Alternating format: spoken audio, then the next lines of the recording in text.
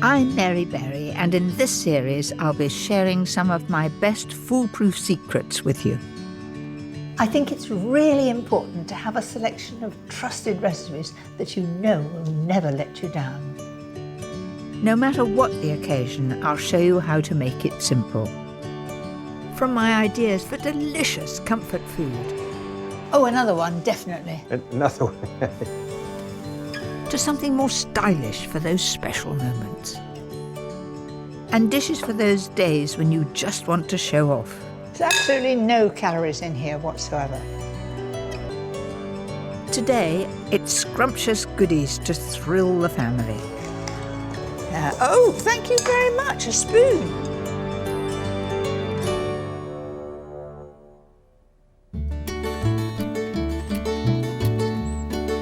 For years, my home was the centre of our family life. But as my grandchildren grow up, I find myself spending more time in their homes. Family is key to Mum. She has always instilled that with us. You pick the top ones, I'll pick the bottom ones. How about that? Okay. There we are. And it's come through the generations, so yes. Isn't that what life's all about? For your first time with sweet peas, you've done very well. I've had a good teacher. Today, I want to show you how to make foolproof recipes that keep my family coming back for more. A delicious pie that's perfect to make ahead. A salad that pleases even the fussiest of eaters. Golden sweet treats that never fail. A foolproof Sunday lunch that the whole family will love, with a Cheats ice cream and a secret that's guaranteed to please. But first, a simple and easy bread that everyone can muck in with.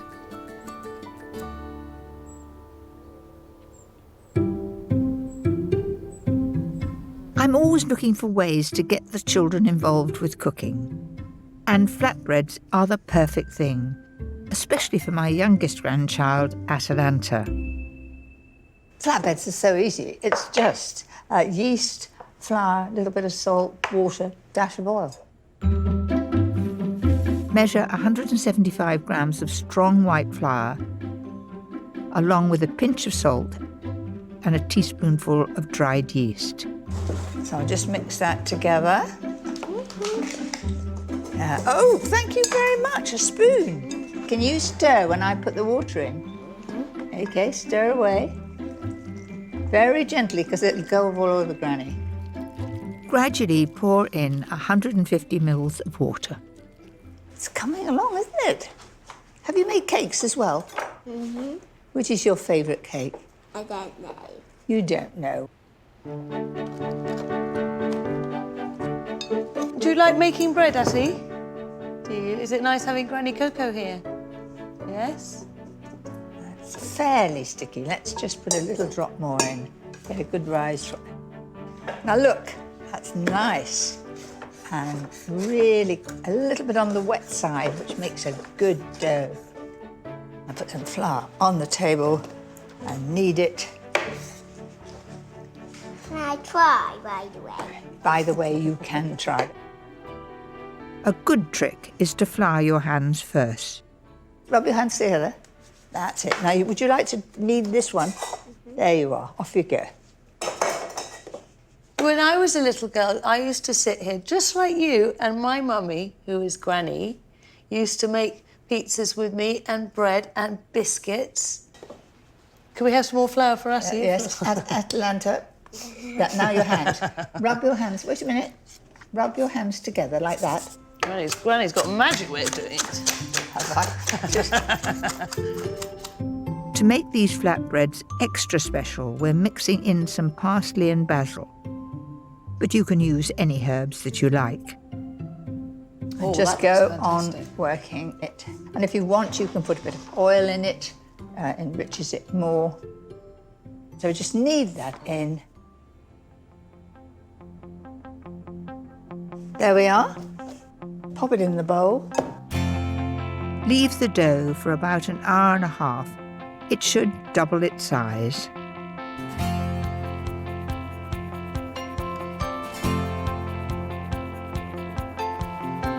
Flatbreads are so much fun for a family outdoor adventure. Everyone can make their own. Here we are. There's one for you. Of course, you can cook these indoors too. Just heat a little oil in a pan and cook for about 4 or 5 minutes until lightly browned on each side. That one looks ready. My family love to fill them with cheese, ham, sun-dried tomatoes, spring onions and sweet corn. The flatbreads are delicious. They're so crispy on the outside, and the idea of splitting them in half and packing as much as you can get in, I think they're really enjoying it. That's the best thing I've had all day. What do you think about it, crew? Very nice. I've been cooking with my granddaughters, Abby and Grace, since they were small. This delicious chicken pie is perfect for their more experienced hands. So let's get on with it. The first thing we've got to do is to cook the chicken itself. You need to poach 6 skinless legs in 300 ml of chicken stock and 200 ml of white wine. It's no good saying use leftover white wine because there's never any left in our house, especially when your mummy and I are together. Season, add a chopped head of celery and a few bay leaves. On with the lid. And cook at 140 fan for about 30 to 35 minutes. Let's have a look. Now that should come away from the bone. There you are, it's pulling off very nicely. Strain the stock, then it's time to make the unctuous pie sauce. Fry 7 slices of smoked back bacon in a dry, non-stick pan. And that will all add flavour to the sauce. Smoky. Smoky, does it smell of breakfast? Yeah. When the bacon is nice and crisp, add a large chopped onion and cook until soft. Thicken with a good knob of butter and 60 grams of plain flour. The secret for a smooth sauce is to sprinkle it in so all the bacon and the onion is really well coated. Go on stirring till you can't see any flecks of flour. Then we add the stock. That's it. And don't add the rest of the sauce until it's one thick consistency.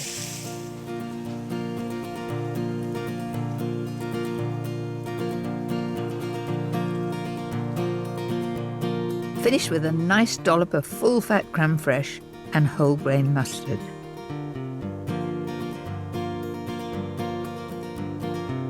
Pick the chicken off the bone and add along with the celery. That's it. Stir all that in. So that's our pie filling made, and it looks pretty good. Can we try it? Yeah, of course you can. And take a bit of meat as well if you want. There is plenty there.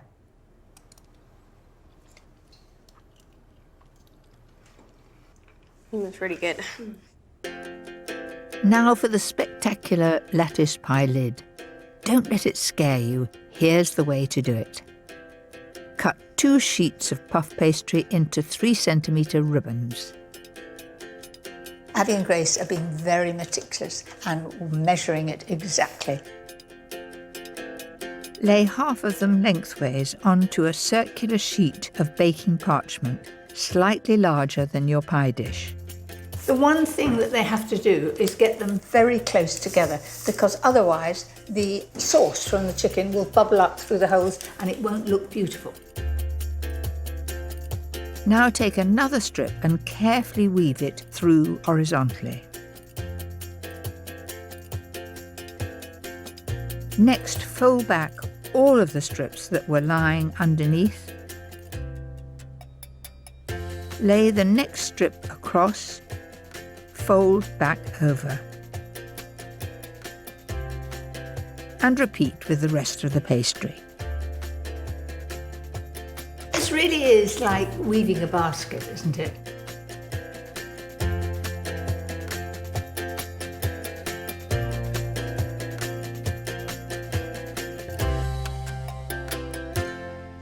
Well done, that looks absolutely perfect, and you've done it very quickly. My other foolproof tip is to chill the pastry pie lid for an hour in the fridge. This will help it slide smoothly on top of your filling. Press down with your hands all the way around, and then just trim the edge with a knife.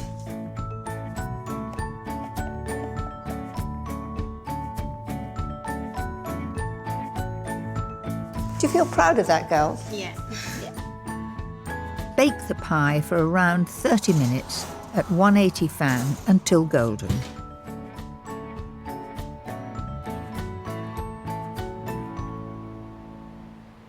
Oh, it's a good colour, isn't it? Lovely. Right. Don't want to drop it, it's very precious. There we are. So what do you think of that? It looks delicious. I can't wait to eat it. Good. There we are. So we just pop that there. And then take some of this chicken. It smells so yummy.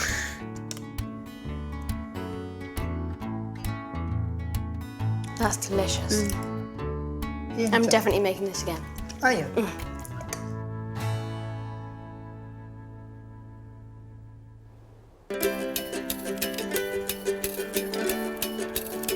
Do you like them as black as that?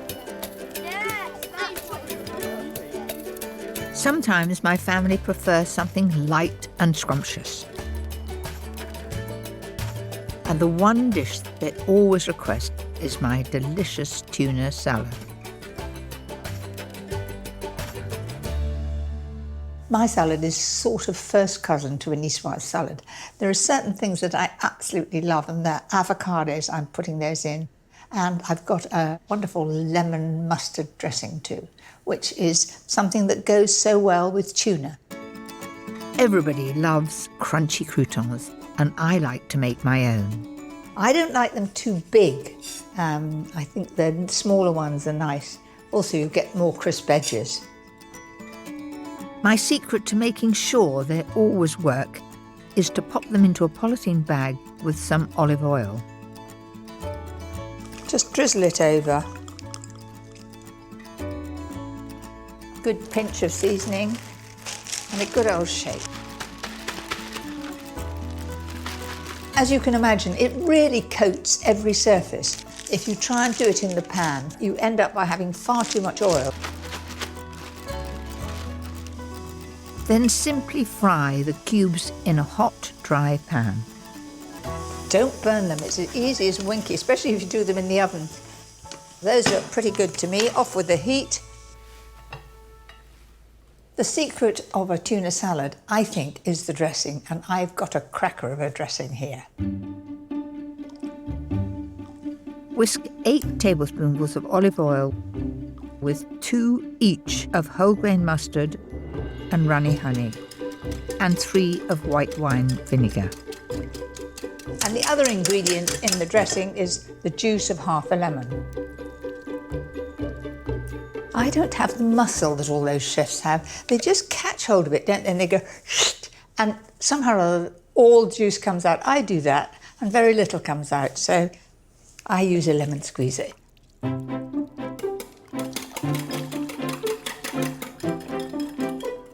Pour half of the dressing over 250 grams of freshly boiled new potatoes. It's a really good tip I learned in France to toss the potatoes in the dressing. They absorb it while they're warm. Then when you add them to the salad, they'll be full of flavour right down to the middle.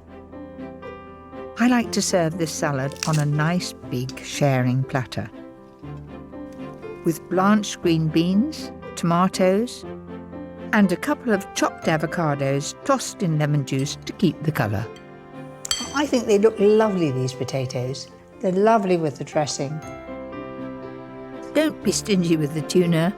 A couple of tins should do it, and the children will love it. Finish with 3 hard-boiled eggs. And that's that lovely mustard dressing. I think that's just the right thing for Saturday lunch. Perfect.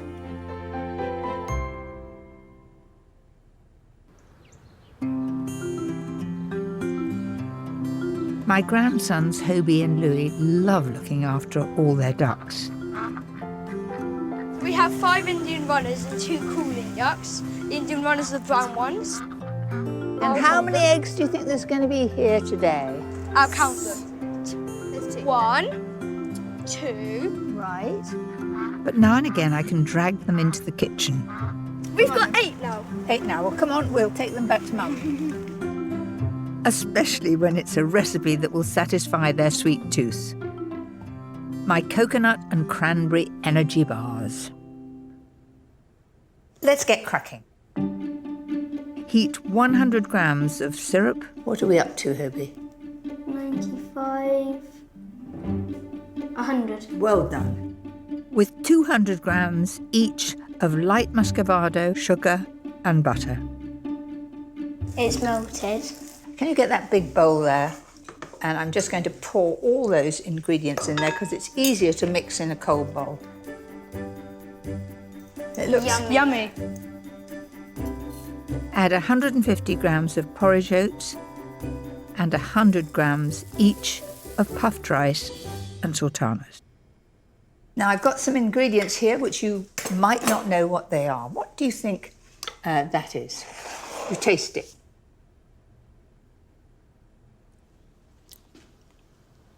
I know what it's called, but it's on the tip of my tongue. Coconut. Coconut. Well done, It's well coconut. done. That's coconut. So we've got 50 grams of coconut. Pop that in. And then those... Some people grow this plant and it grows rather tall and it's yellow. Is it poisonous? No, otherwise I wouldn't be putting it in. Sunflower. Well done, it's a Sunflower. sunflower. Now just taste one of those so you remember what it is. So put sunflower seeds in. You'll need about 50 grams along with the same amount of dried cranberries and then give it all a good mix. Well, we See? can, no, we don't mind about that. That We'll could be have gone better. there's plenty of people to taste it. These are fail-safe if you follow the next couple of tips. It's important to compress it so that all the air is out, so that when we cut it into squares, it doesn't all fall apart. Also, chill the mixture for at least an hour, Voila. and it will make slicing so much easier.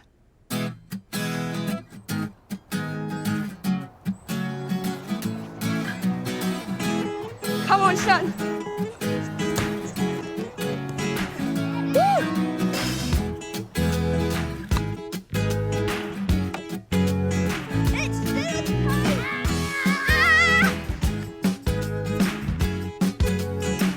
There, we've got a wonderful batch of my cranberry and coconut energy bars.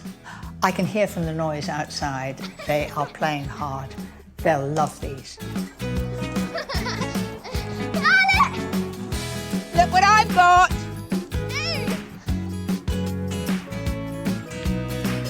There we are. Come on, Ashley, you come next door. Should we say girls first? Ashley, and I think you could make these. It's usual to take the one nearest to you. What do you think it tastes like?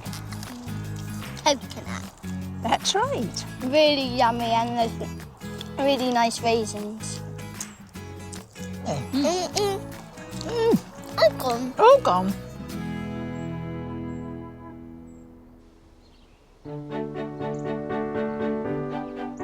My final 2 dishes are perfect for a family Sunday lunch when you don't want to spend all morning in the kitchen. A sumptuous butterflied roast leg of lamb, followed by the ultimate foolproof pudding. So here is my boned leg of lamb. Now, at the moment, it looks like a leg, but when you open it up and you take out the 2 bones, It vaguely looks like a butterfly. But what have you got? Real lean meat inside. And when you marinate it, then roast it, you just take slices, so easy to carve. To feed my family, I'm using 2.5 kilos. What makes this dish so special is the delicious lemony marinade. Roughly bash 4 cloves of garlic and chop up 2 preserved lemons. Preserved lemons, very popular in North African cooking, and they really do instill a wonderful flavour. Next, take 4 tablespoons of roughly chopped fresh thyme. So I'm just going to open up that meat, and I want maximum flavour. If you just take some of the garlic and rub that all over, leaving some of it, and leaving some of the lemons over there like that, some of the thyme. Now, I'm not going to put any salt on that at this stage, but I will put just a little bit of pepper. That's it. Then I'm going to close that up, put it in the bag, and then add the other ingredients right down there. The reason for not putting the salt in with the meat, if I put the salt in, it will bring the natural juices of the meat out, and I'll get far too much bleeding in the bag. Add the rest of the preserved lemon mix along with 4 tablespoons of olive oil and 1 of runny honey.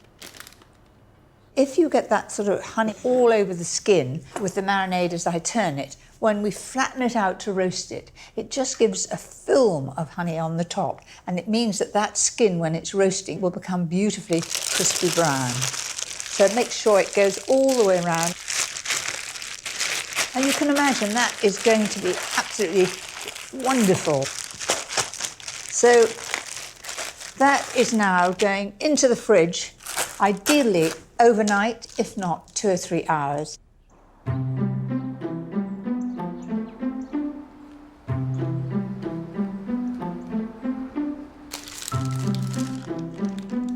So there's the lamb, and tuck any of those bits of garlic, the lemon, put it underneath so the flavour comes right up into the lamb. So into the oven. Cook at 200 degrees fan for 35 to 40 minutes. What will really bring your lamb to life is the lemon salsa. Mix 4 tablespoonfuls of parsley with 2 chopped preserved lemons, a clove of crushed garlic, and 2 tablespoons of fresh thyme. I've got 6 tablespoons of olive oil to go in there and 1 of honey. Why am I not adding vinegar? Because, of course, a lemon is acid and it's taking the place of the vinegar. And then to make it even more piquant, a few capers. Just a good teaspoon. There we are. Just a little pepper and salt. Then I'm just going to mix that together, and it's a lovely chunky dressing. It's piquant, it's fresh, and very good.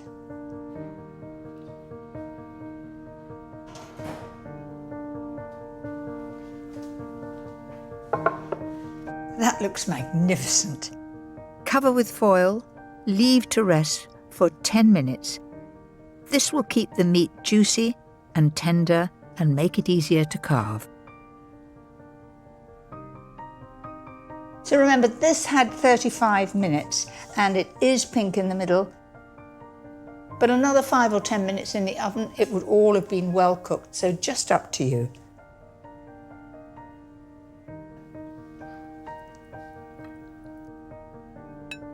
I think the family are going to devour that in absolutely no time and enjoy every mouthful. Now for a truly delicious dessert to finish off the meal perfectly. My family simply love ice cream. They'll have it at any time of the day, and this one is dreamy and simply scrumptious. But good news, it's incredibly easy to make. The honeycomb is nothing to be scared of. Add 4 tablespoons of golden syrup and 150 grams of caster sugar to a deep saucepan. and place on a low heat. Then I need to stir that and just do it very carefully until the sugar has dissolved. You'll know when it's done when there's no grit at the bottom. Now allow the mixture to bubble until it turns a golden caramel colour.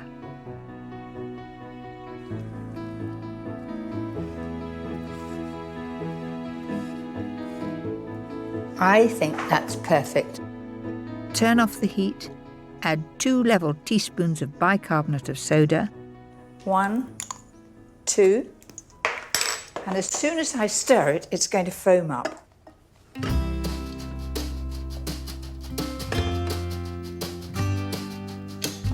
That's it.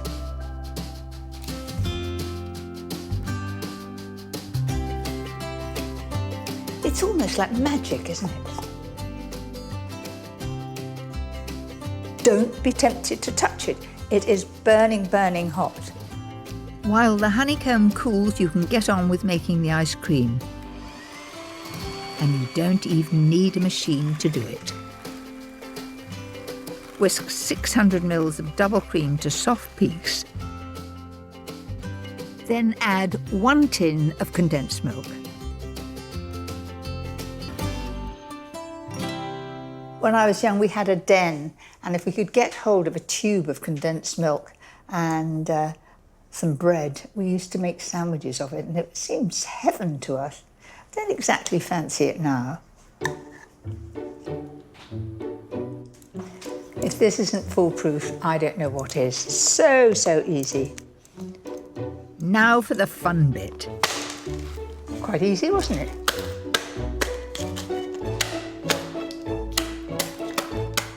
Looks as though I'm really strong. It's taking absolutely no effort whatsoever. Set 1/3 of the honeycomb aside and fold the rest in.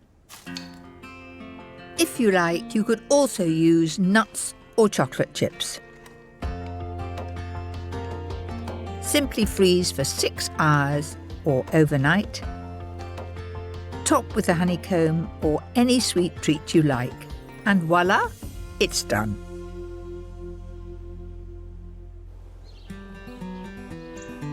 How's your appetite? So there you go, foolproof recipes to cook for the whole family, time and time again. Louis, what do you think about the lamb? It's very good and very tender. There's none on his plate, so he must have liked it. Guess what's for pudding? Hokey pokey ice cream. Correct.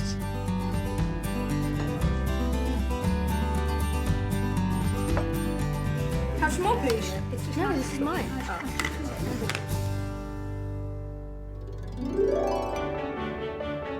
Next time, it's my foolproof recipes for busy days. Maybe I should have chosen a bigger spoon. It really is absolutely delicious.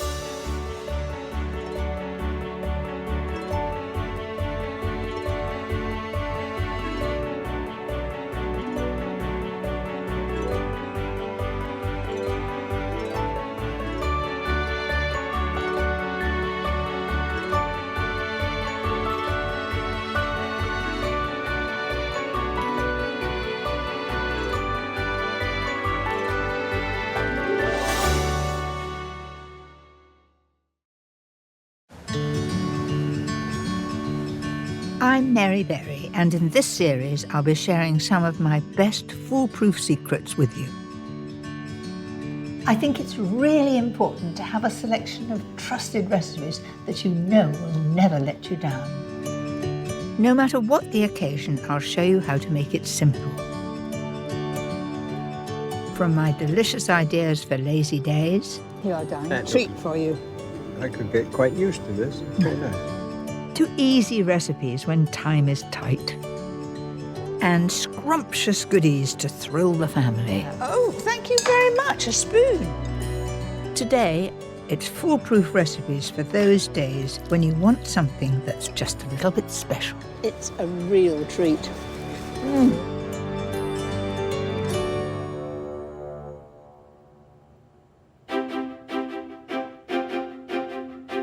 For me, special days are all about having good friends around and giving them something that I know they're going to enjoy. It's time to push the boat out with the very best ingredients for dishes that feel truly sumptuous. But it really must be something that I can prepare ahead so that I can spend time with them. A seafood treat that's the height of decadence. A gorgeous vegetable dish that's bound to impress. A regal classic that will satisfy the heartiest appetite. And a stunning pud that will finish things off with great style. But let's begin with a dinner party favourite.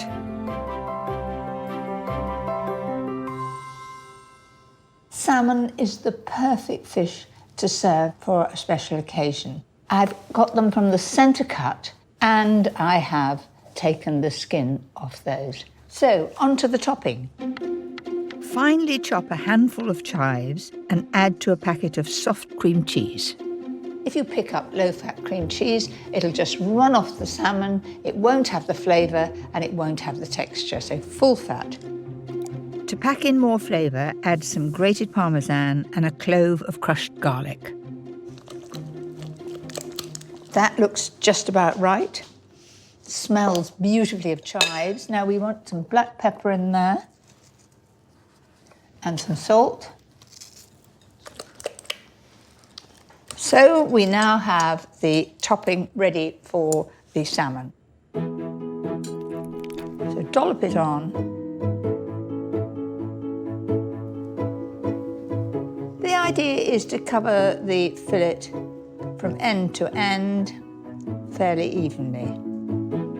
Liven up the top with a sprinkling of lemon zest and parsley. Doesn't that brighten it up? And of course it all adds to the flavour as well. Finish off with red pepper for a lovely striking effect. For perfectly cooked salmon every time, bake at 180 fan for 15 minutes, but keep an eye on it. When you see the first little bit of liquid coming out of the fish, out, it'll be done. While that salmon's cooking, I'm going to do a very special accompaniment, spiralised vegetable. I've got a spiraliser here, quite a simple one. Looks a bit like an egg timer, doesn't it? So, first of all, a courgette, push it down and just turn it round, holding the spiraliser firmly. So watch, magic. Do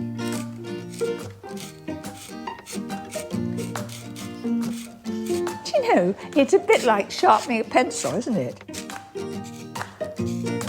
A few carrots add a splash of colour. Helps to have two weapons to stir it, and you just turn it like this. And finally, parsley, lemon juice and zest to set off the flavour of our fish. Lift that up. Whee, just like spaghetti. That's a new healthy way to do veg.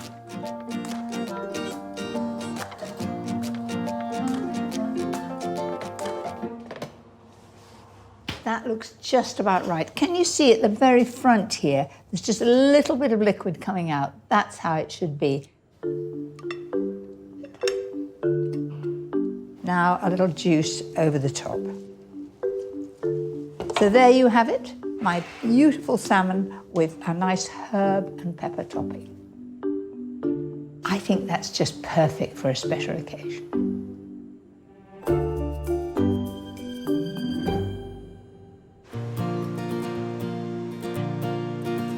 Sometimes special days require a bit of decadence, and for me there's nothing more indulgent than lobster. I've travelled to Fennel on the Isle of Wight to meet Ed Blake, whose family have been making a living off these shores since the 1830s. Hello, Rice. Hello, Ed. Yes, it is. You're taking me lobster catching. I am, yeah. And what a day. It's How beautiful, marvellous. absolutely beautiful. Come aboard. Can I just take your hand? Yeah, You're- I'll come this way. I'll On the stand leg back. in. This is a first for me. Unfortunately, not for me.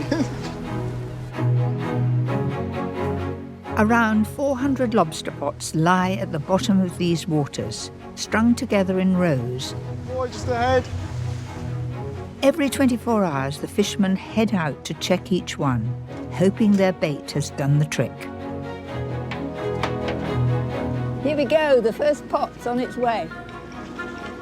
Local laws keep the lobster population in check. So here we go, first lobster of the day. Right. Just gauge in.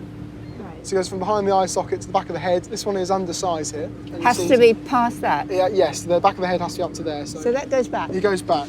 It's your lucky day.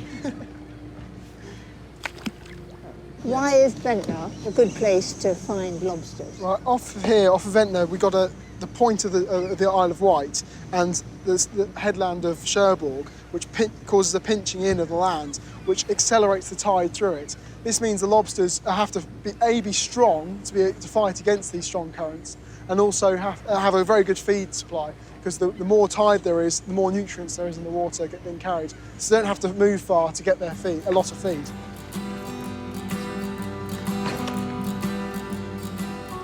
Why, you've got two in here. Two in this one. That was lucky. But here we have a buried one. So you can see the eggs under her tail there. Oh, gosh. Are they always black? They're always black. On a big lobster, can be up to 250,000 of them in there. So And that you must definitely put back. must definitely put because it back. Well, that's our future. That's our stock for the next generation. So you must come out in all weathers. Yes, in fact, the best fishing is when it's really rough. That gets the nutrients stirred up. So we're actually praying for wind half the time. We haven't had a big lobster yet, so let's look. Let's have a look. Look at that. You just called it. Lovely big lobster. That's a whopper. So From the back of behind the eye eyes, yeah. to there. She's Yeah. definitely inside. She hasn't got any eggs, so we're good to keep her. Good, solid weight of a lobster. I mean, it is a real beauty, this lovely shiny black. And the of rich course- blues in the tail, look at them. Absolutely lovely. Absolutely amazing. And of course, when that is cooked, it goes bright red. This is a real delicacy. It is the king of the sea, really. It is, there's nothing better. With our pots checked, it's time to head back to shore to sample today's catch. And here in Ventnor, they have a very unique way of serving it. Here we go. So the lobster we caught this morning. Gosh, that's very decadent. Chips and lobster. It's a real treat. You know what? That was the real taste of the sea. It is absolutely scrumptious. And I'm in for my next slice. Blow the chips. I might join you. You've been waiting for that, haven't you? Can't beat it, can you? You can't beat it. Well, lobster and chips was a new one on me. But if you're preparing a special dinner for friends, this next recipe might just fit the bill.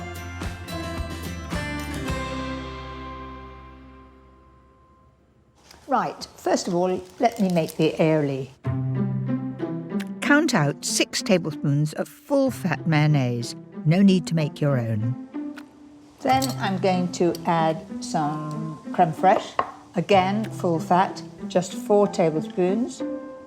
1 tablespoon of lemon juice. Tarragon works beautifully with fish. I'm adding 3 sprigs, but you could use dill if you prefer. The smell coming up from this is absolutely lovely. Then we'll need a little pepper and salt. Now, aioli is French mayonnaise with garlic, a lot of garlic. I've just put 1 clove of garlic because I find when you press it, all that juice comes out, and I think that's plenty. Don't be tempted to chop it because you'll get big pieces in your teeth and you'll know it for a couple of days. Right, the next thing is to cook the lobster tails. Here they are, and they take no time to cook, about 5 minutes. All I need is boiling salted water. That's it. I want a delicate vegetable alongside, so tender asparagus is perfect. They snap just where the tenderness finishes. Just watch, like that. There we are. The lobster has had its 5 minutes. Look at that gorgeous bright pink, lovely. Now that's too hot for me to handle, so just leave it. Don't go and run it under cold water. That'll take some of the lovely salty flavour away. So just leave that naturally to get cold. Get on and do another job. Have you made the beds yet? Now don't panic about removing the tail. This method is foolproof. Don't try and do it cutting the back. Turn it right over to the softer side, hold the tail and put the point of a knife in there, right in the middle, and cut down. There we are. Then we do it from the other end. Just to where I started before, push that down. Once you've got it in like that, then just go, how about that? So, once you've done that, it doesn't look so attractive, but there's a lovely surprise on the other side of the tail. It's a glorious, bright pink. Let me show you. What I'm doing is gently prizing it away from the skin. There we are. This dish is all about showing off. So put the two halves back in the opposite shelves. They will fit, trust me. Take some lamb's lettuce, and I'm going to sit the lobster tail on it, so it looks as though it's sitting on some rather bright seaweed. Then some asparagus. All that needs is the aioli, so a nice blob of that. So there it is, a real treat, pushing the boat out, lobster tails with asparagus and tarragon aioli.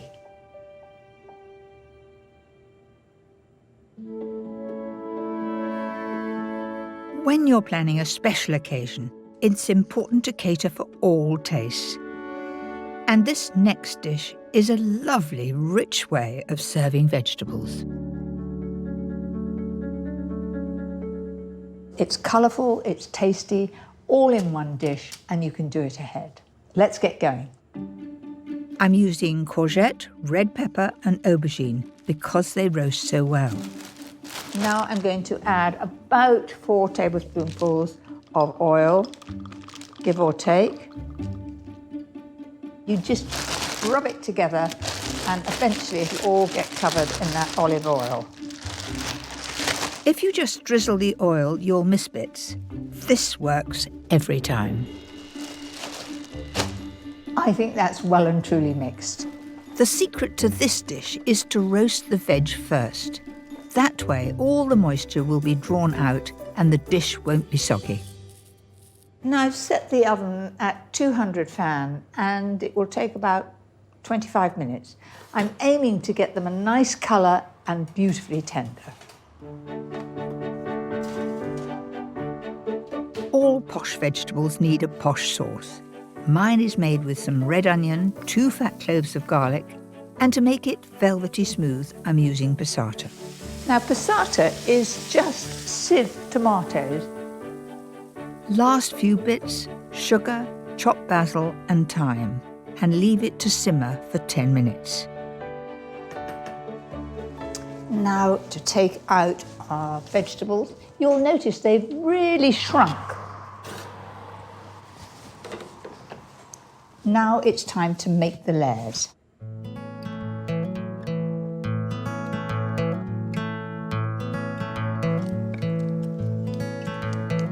That's it, looks colourful already. For real richness of flavour, a generous layer of grated Gruyere cheese. So when that cooks, it all melts. So you can imagine you have this sort of lovely stringiness in the middle, which adds to the flavour, adds to the style of the dish. Now that really works out rather well, doesn't it? That's it. Finally, for a sense of occasion, top with generous chunks of tomato wedges. Once I've done all this, you look at it and you think, That's all ready for my special party. It's all done. All I've got to do is put it in the oven. It's a lovely feeling to be able to prepare ahead. Cover it with foil to help it cook evenly and steam the tomatoes. Then into the oven at 180 fan for around 25 minutes.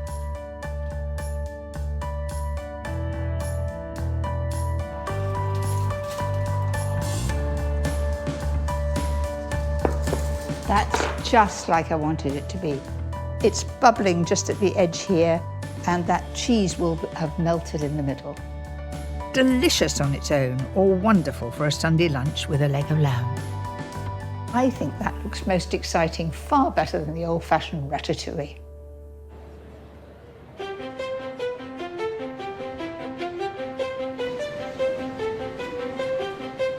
Some of my most special days are those shared with friends. I never drink at lunchtime, but this is an exception. A chance to share stories and remember the good old days. The only thing I ever cooked before I married Paddy was lamb chops. Did you woo him on lamb chops? No, he took me out to dinner all the time. I've known Mary, must be 53 or 4 years now. We did a dish in Housewife magazine with Chinese food, which was fairly new in those days, in the early 60s. Well, this is Shirley, and very unlike Shirley, you've just got a cup of coffee or tea in your hand.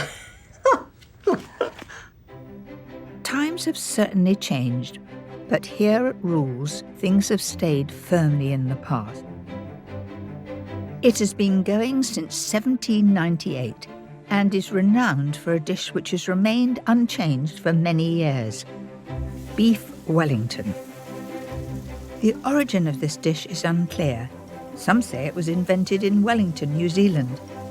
But I like the rumour that it was created in honour of the first Duke of Wellington, Arthur Wellesley. Well, it's one of the classic dishes of this country, really, isn't it?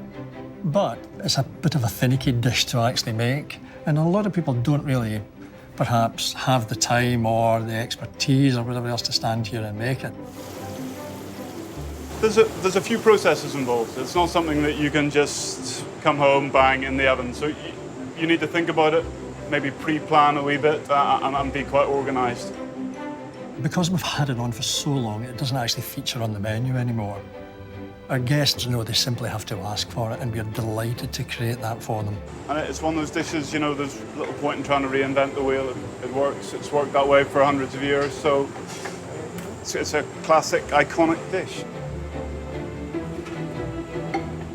When I first made beef Wellington, I suppose in 1966, it did seem very complicated. You either had a pâté de foie all the way around it, or you had a sort of mushroom farce. And then to crown it all, you had a pancake. So wrap it in the pancake and then wrap it in puff pastry. It was a huge palaver. I would say I'm slightly nervous about cooking beef Wellington for Mary, to be honest. If the puff pastry goes soggy, I could be in a lot of trouble here. So. I would never dream of doing it. It's such an expensive piece of meat that one doesn't want to ruin it and overcook it, because there's nothing worse than an overcooked fillet of beef. It's got to be done carefully.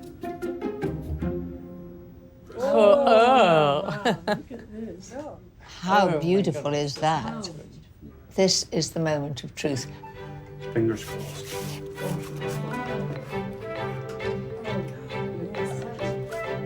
It's a very large man portion. Oh, It does my look God. perfect. That is perfect.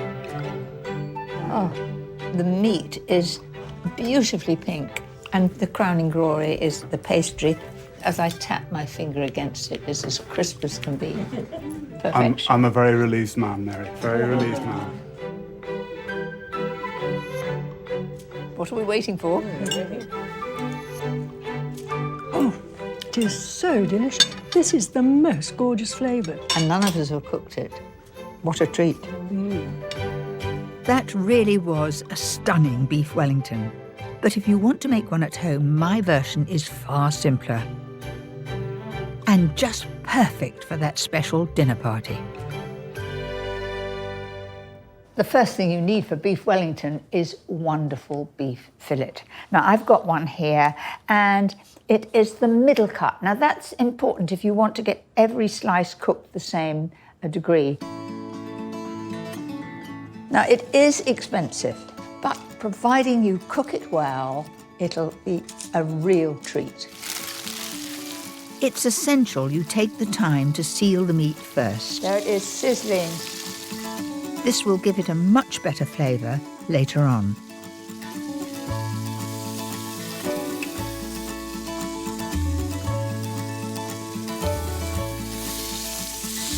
But you want to do this fairly evenly. You don't want just brown on the top and brown underneath. It's got to be all the way around. Remember, this is not cooking the beef. This is just browning it. Roast at 200 fan for 15 minutes, then let it cool and pop it into the fridge to chill. For the topping, I've fried off 350 grams of mushrooms, but make sure you drain the moisture. You don't want a soggy pastry. And you must let this get cold first, otherwise it would cook the egg yolk like scrambled egg. So in goes the egg yolk. That helps to bind it. To give it a deeper flavour, I'm using grated parmesan, Dijon mustard and fresh tarragon. Little pepper and salt. And then you just mix that all together. It becomes quite firm. Can you see that? So that is my mushroom farce to go on top of the beef. All we need now is the pastry casing, and I'm cutting a few corners. It's pre-bought butter puff pastry. Life is too short for me to make puff pastry. At last it's time to finish the beef Wellington. For a foolproof result, everything must be stone cold. So pile that on like that. I'm having a nervous moment. I'm just wondering whether it's going to quite reach. So I'm just going to roll that just a little tiny bit longer there, just in case. Don't want to have to take it off again. That's it. So I'm going to brush around the outside with the egg, and that'll make it stick. Then I'm going to lift that up in one fell swoop, like that. And I haven't stretched it. If you stretch it, it'll go back and shrink. So just press that down like that. Glaze that with the egg that I mixed with milk. Why am I doing that? Because I want the strips to stick. A touch more egg wash will give a glistening finish. Bake at 200 fan for 30 to 35 minutes. Until the pastry is golden brown and crisp.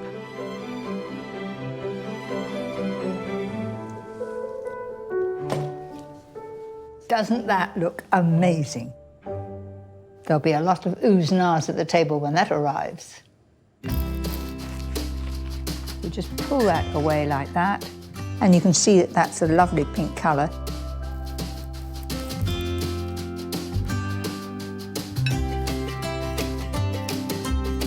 A side of greens and a luxurious tarragon and mushroom sauce are a perfect marriage.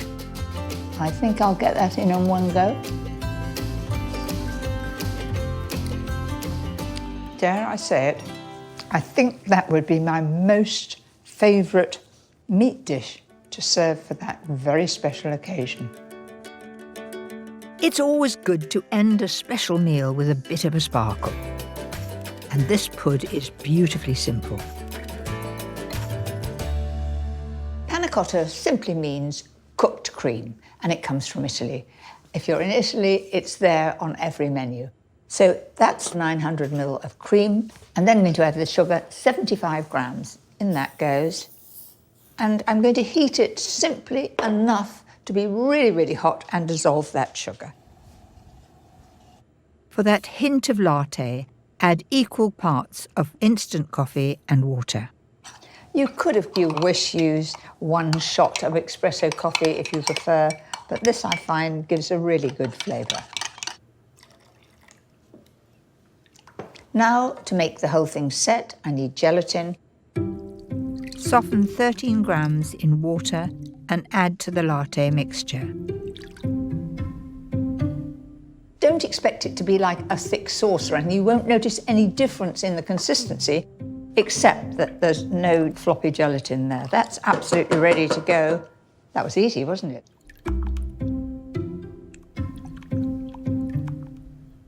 Then into the fridge for at least 3 hours to set. Right, the next move is the brittle. It's essential when you're making caramel to dissolve the sugar first. To be foolproof, don't use a non-stick pan as the sugar will crystallise. And now I can take the spoon out, never stir it again, turn up the heat, and the moment that it turns to a pale straw colour, off with the heat.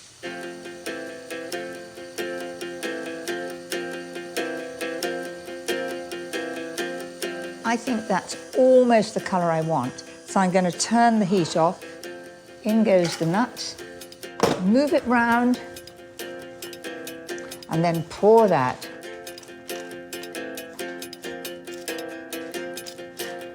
I'm going to let that get stone cold, then I'll bang it and it'll all crush and have that beautiful flavour.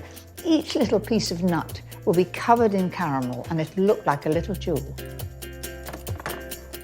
There they are, lined up like soldiers. It helps to get them out if you just dip them in hot water for a moment. A secret of getting it dead centre is to wet the plate first. You'll then be able to move them about. Doesn't that look amazing? Lovely shine on it.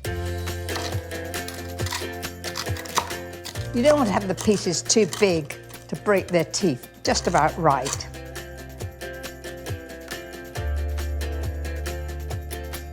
I promise you that that is going to bring a sparkle to the eyes of all your guests and friends. A perfect ending to that very special meal. I love it to be here. Jane. What a treat. What a treat. Lovely. Happy days. Next time, it's my foolproof recipes for days when you need something comforting. Life doesn't get better than that.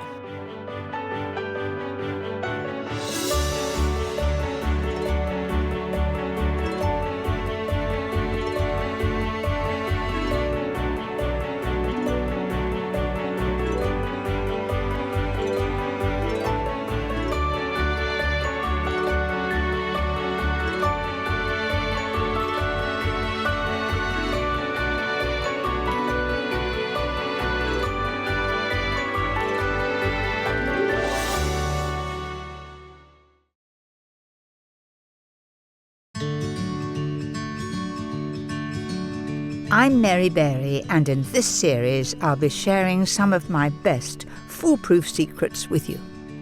I think it's really important to have a selection of trusted recipes that you know will never let you down.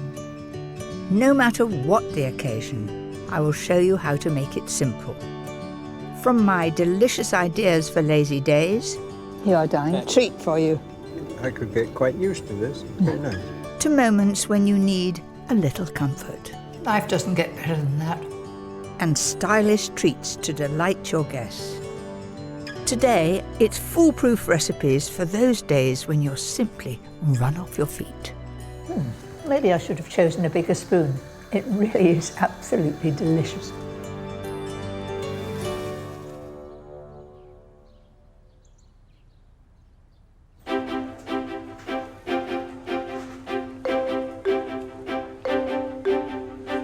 I've always been a working mum, and as time goes by, I get busier and busier. And my mantra has always been, get organised and try and do things ahead. Today, I'll be preparing some dishes that when I'm very short of time and run off my feet, that I can get together in no time. A rich and elegant one-pot wonder. My delicious fail-safe that feeds the family in minutes. A hearty favourite you can prepare ahead. And an effortless pud that is unbelievably good. But first, It's my scrumptious store cupboard standby. Chopped tomatoes are perfect for busy people. I always have them, and I buy them in sixes, and they're just there, and it gives me a great comforting feeling to know that I can knock up a quick soup or a quick sauce in no time.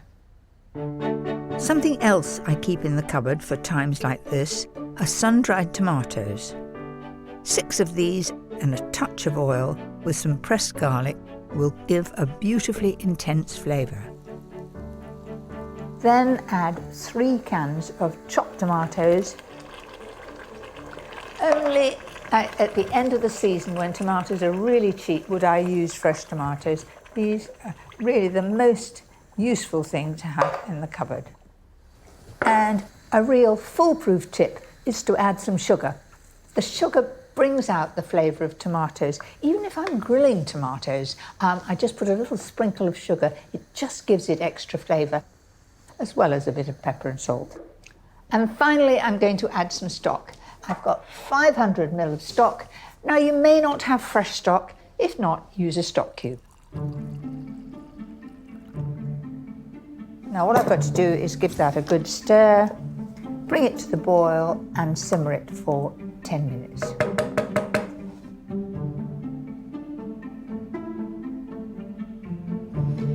Then give it a quick blend until it's beautifully smooth. That's it. I've managed to get none of the tomato on my shirt. Some milk and double cream will make it lovely and rich. If you want it less rich, put all milk in. If you want it very rich and special, all cream. Look at that colour. It's most tempting. Maybe I should have chosen a bigger spoon. It really is absolutely delicious. To finish, a generous swirl of fresh pesto. So there you have it, my 10-minute delicious tomato soup, all from ingredients from the store cupboard, perfect for a busy day. That's just so quick to make. But if you have lots of hungry mouths to feed, there's another foolproof favourite that always springs to mind. I can remember, sort of back in the 60s, when pasta was something quite different. People were a little bit shy of it. You think how often we have pasta now. This, I reckon, is only going to take me 15 or 20 minutes. So let's see. To start with, I'm going to take 1 onion, which I've chopped just roughly, and I'm going to cook it with the pasta. That means you don't have an extra dish, and onion that is boiled is delicious. We always fry it, but cook it alongside pasta and it gives a really good flavour. This works for any pasta dish. Today I'm using penne. And I like it cooked al dente, so it's just got a little bite to it. That can take care of itself while I get on with the bacon. Use smoked to make it even tastier. I've left the fat on the bacon. I'm using a non-stick pan, so I don't need to add any extra oil. And I'm going to keep an eye on it. For a splash of colour, broccoli works a treat, but peas will stand out just as well. Now imagine doing this at home. You've got your pan on over there, but have eyes in your back of your head and listen to how the fat's doing, going over there just to give it a quick turn. The smell is wonderful. Now, I've got this stalk, and you know, I really can't throw that away, and I'm not making soup at the moment, so I'll tell you what I'm going to do. I'm going to peel this, and then I'm going to include it. And we waste not, want not. And I hope I come across these nice crunchy bits. That's it. Let's have a look at that pasta.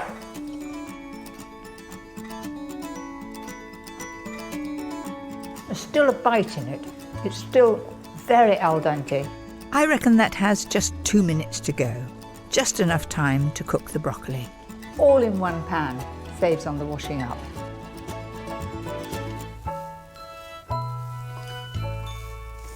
Now, can you see that's just taking colour, and that's how I want it to be. That's it.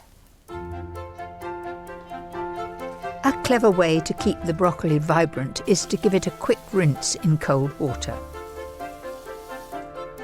Now add the pasta to the bacon so it can take on that lovely smokiness. I love the bright green of the broccoli and then the little sparkling jewels of tomatoes. Already that's looking special, isn't it? Bring it all together with a carton of basil pesto, shop bought of course, when time is tight. It's a matter of getting everything really piping hot, but it does look so tempting. All these lovely colours. Now you think this has got no sauce to go with it. It's all done in 2 pans in a very short time. A scattering of toasted pine nuts and Parmesan shavings finish it off. So there you have it, my express bacon and pesto pasta. Perfect when you're in a hurry, and a lovely dish for the family supper.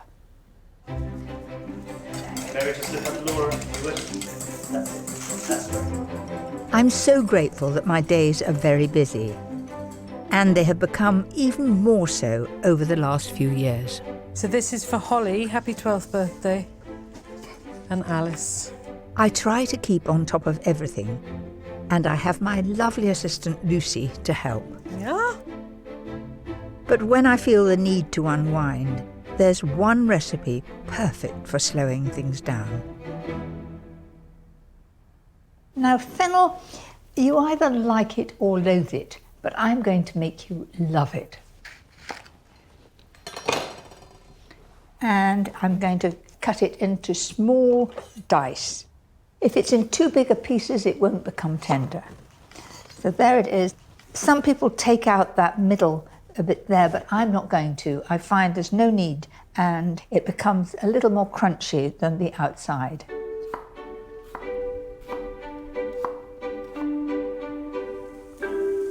That's it. Now I'm going to just give that a turn.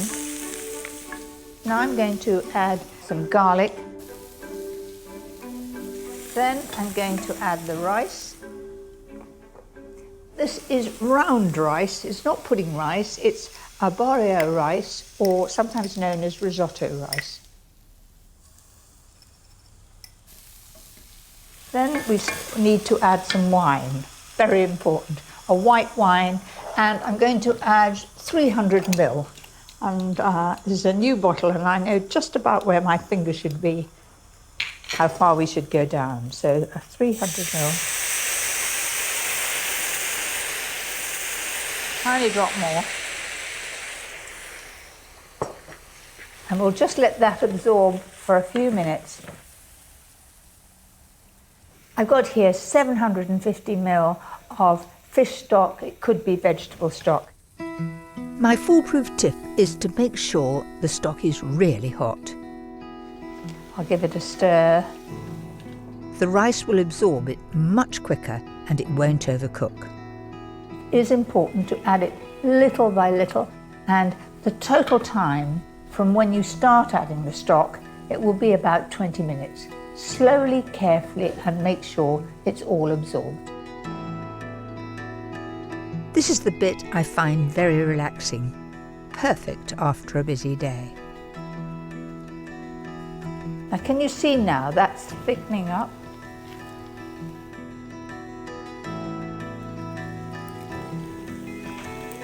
That is perfect. There's still a little bite into it, but I've got other ingredients to add and it'll need a few more moments longer. Some peas, lemon juice, and for that touch of class, generous chunks of succulent salmon. But you could always use prawns or chicken if you prefer. Now you'll notice that the salmon is at once changing colour from that shiny pink to an opaque pink. And it takes no time to cook at all. For sheer luxury, add 3 tablespoons of creme fraiche and some grated Parmesan. And finish with some fresh tarragon. It's just the right consistency. You can see that it's sort of creamy, and I'm keeping the fish whole.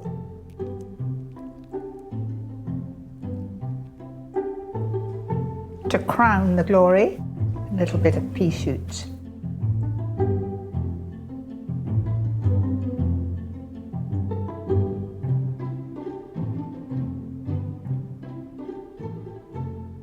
Do you know, there's plenty of body in the middle of that rice. It's just cooked, it's lovely and creamy.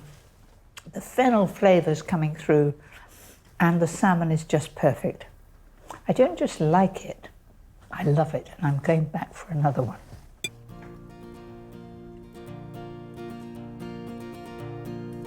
Not bad. For me, nothing beats the convenience of cooking fresh veg straight from the garden. But we don't all have the time or space to grow our own. But there is a way to get seasonal veg delivered to your doorstep, and you don't even have to write a shopping list.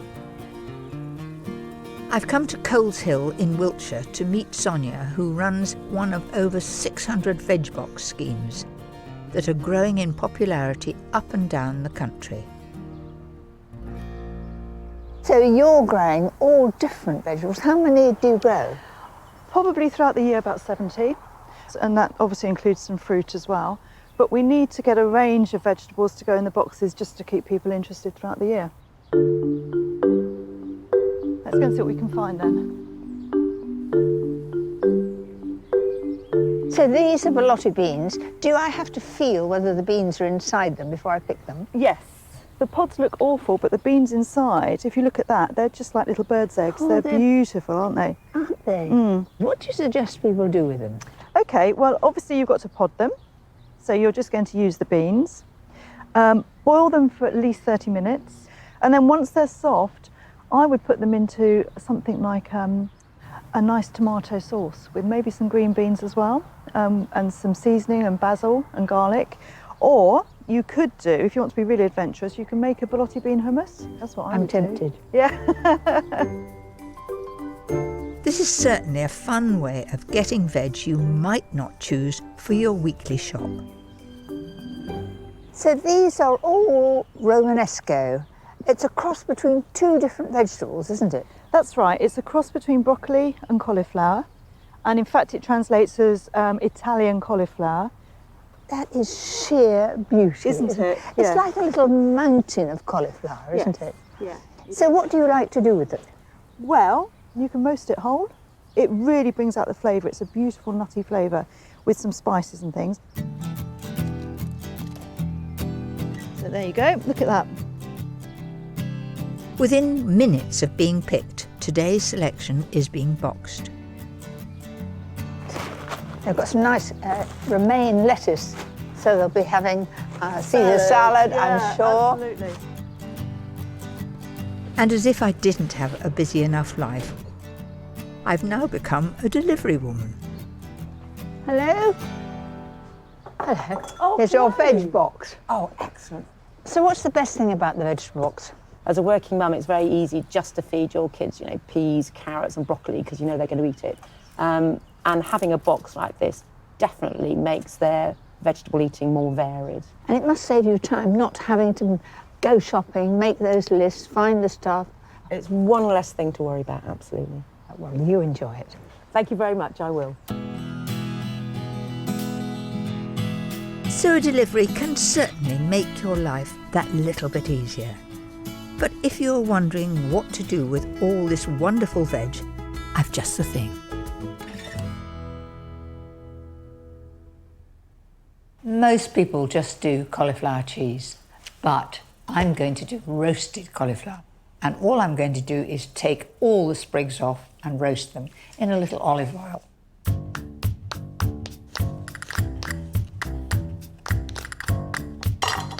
Then just pull off each of the heads. They want to be sort of about that size. And if you want to split them, just take a knife like that and then pull them apart and they'll hold together like that. To get the perfect roast, coat evenly in a little olive oil. You could do this in a bowl, but on the other hand, somebody's got to wash up the bowl, and we're all in for saving time. Then I'm going to put a little seasoning under the cauliflower, like that. A little bit of seasoning on top.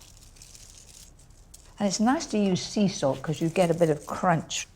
So nothing could have been simpler than that. All it's got to do is to roast now, and that wants to go in a really hot oven, a fan oven 200, and it'll take about 30 minutes. While the oven works its magic, I'll show you the quickest dressing imaginable. Lemon juice, olive oil, seasoning, and a few capers. I love capers, they seem to go very well with cauliflower. Then some chopped parsley, and just whisk that together. That's the dressing, really very easy. For me, it's just a little on the sharp side. Maybe you like dressings sharp, but I like them a little on the sweet side, so I'm going to just add a little sugar to that, just caster sugar.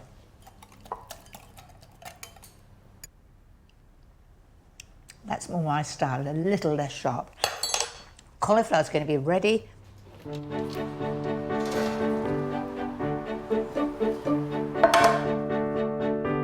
Coat the roasted collie with the dressing.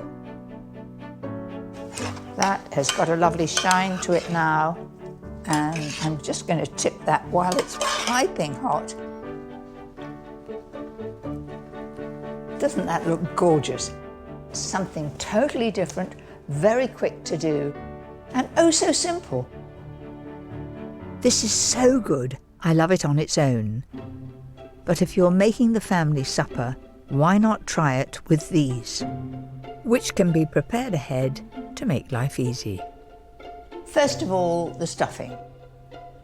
Take 350 grams of sausage meat and liven it up with chopped thyme, parsley, lemon zest and parmesan.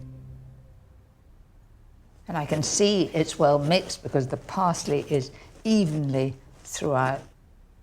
So I've got the chicken thighs here. Now you can buy chicken thighs without bone-in. In some regions you may find that you have to have it with the bone-in, so I'll just show you how easy it is to take that bone out. There it is in the middle there. So if you just do even strokes down either side of that bone,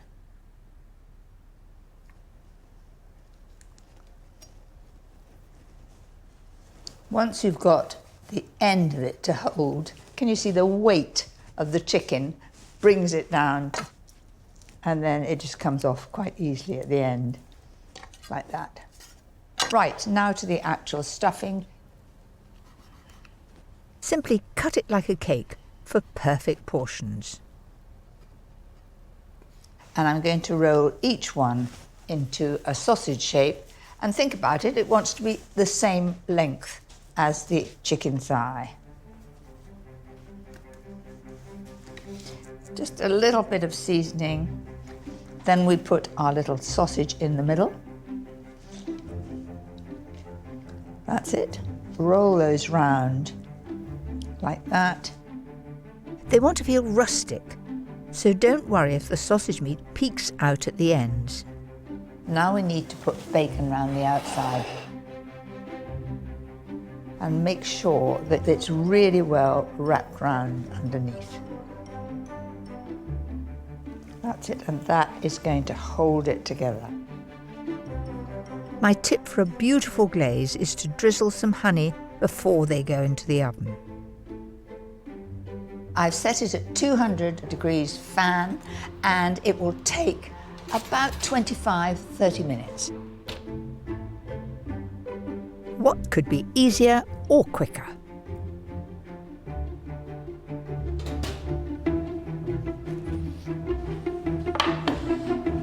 I'm well pleased with that. Gorgeous colour. You know, looking at all of those, we always have sort of beef burgers in buns. Wouldn't that be absolutely delicious in a bun? I think I'd really enjoy that. Perhaps a bit of chutney underneath. And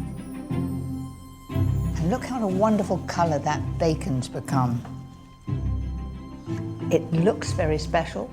You can prepare it ahead, and gosh, it's good to eat.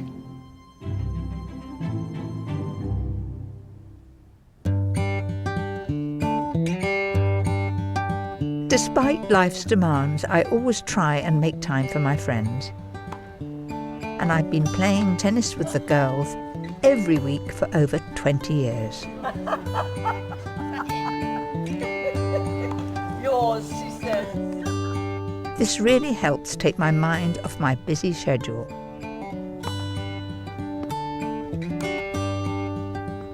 But when we've tired ourselves out, I love serving up a special treat. And this is the quickest little pud you can imagine. On a very busy day, you may think no time to make a pudding or indeed a biscuit, but I'm going to show you a pud that's so delicious, so quick to make, and absolutely foolproof. For this guilty pleasure, you'll need to dissolve 100 grams of caster sugar in 600 ml of double cream. Yes, double cream. It's a luxury pud, this. Now for the fruity bit. The juice of a lime and 5 passion fruit. Use a lemon if you prefer. You know, passion fruit is something that's become more and more popular as the years go by. To begin with, I was very shy of it, but I absolutely love it now. Whiz that for a few seconds. Here we go. It will crush the seeds and give a gorgeously intense flavour. And then with a spoon, just push it through. It goes through like lightning. Right, now I'm going to have a look at that cream. For a lovely smooth texture, there must be no trace of sugar. So in goes the lime juice and then the passion fruit juice. Give it a stir, and as you do it, you see it is thickening.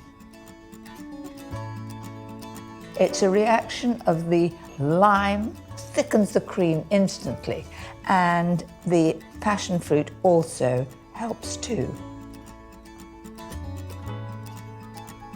This is very rich. You certainly don't want big sundae glasses to fill because it would just be too much. So these little glasses I think are great.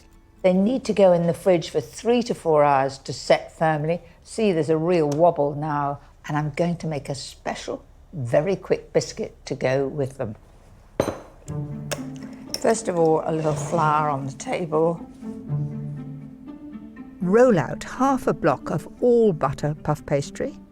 And I'm aiming to get this about 8 inches across. Don't panic if it starts to stick. Some cling film will save the day. And keep rolling until it's really, really thin. Imagine you're making something like millefeuille. That wants to be just as thin as this too. And because puff pastry rises in flaky layers, you'll get a really crisp, thin biscuits. That's it. Now, I want to have squares of 4 inches. So to get a square, you just fold it over like that. Okay? And then another square on the way down. Like that. And like that. And then for my triangular biscuits, you just cut each square into 4. Nothing could be simpler, could it?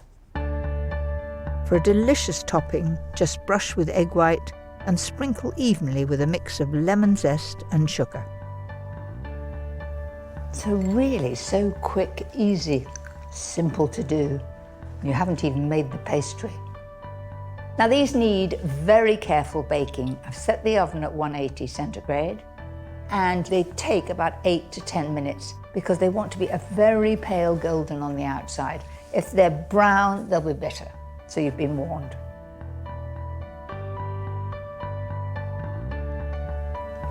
Very steady hand, and they've set.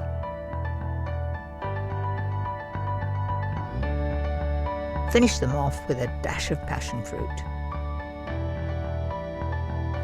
Now those are perfectly baked. They're a lovely pale golden brown colour and really original.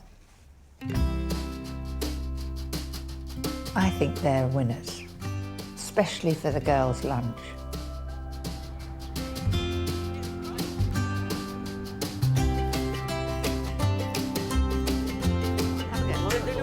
They do look pretty. Yummy, as my grandchildren would say. They're absolutely glorious. To the winner. Cheers. To the winner.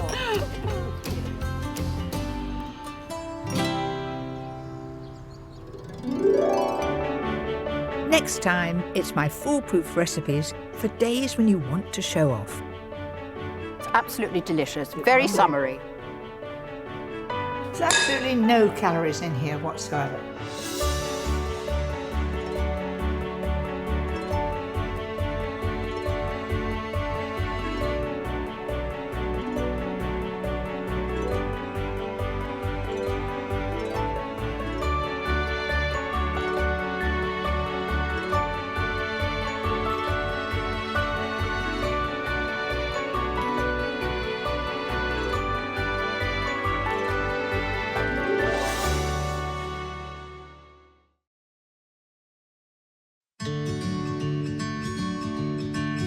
I'm Mary Berry, and in this series I'll be sharing some of my best foolproof secrets with you.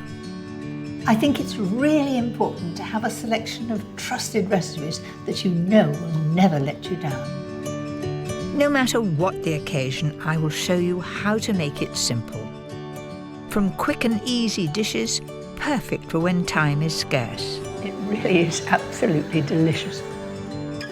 to scrumptious fuss-free goodies for days with the family, and truly special dishes that will thrill your guests. That looks amazing. Today, it's the best of my delicious, comforting home cooking. Life doesn't get better than that.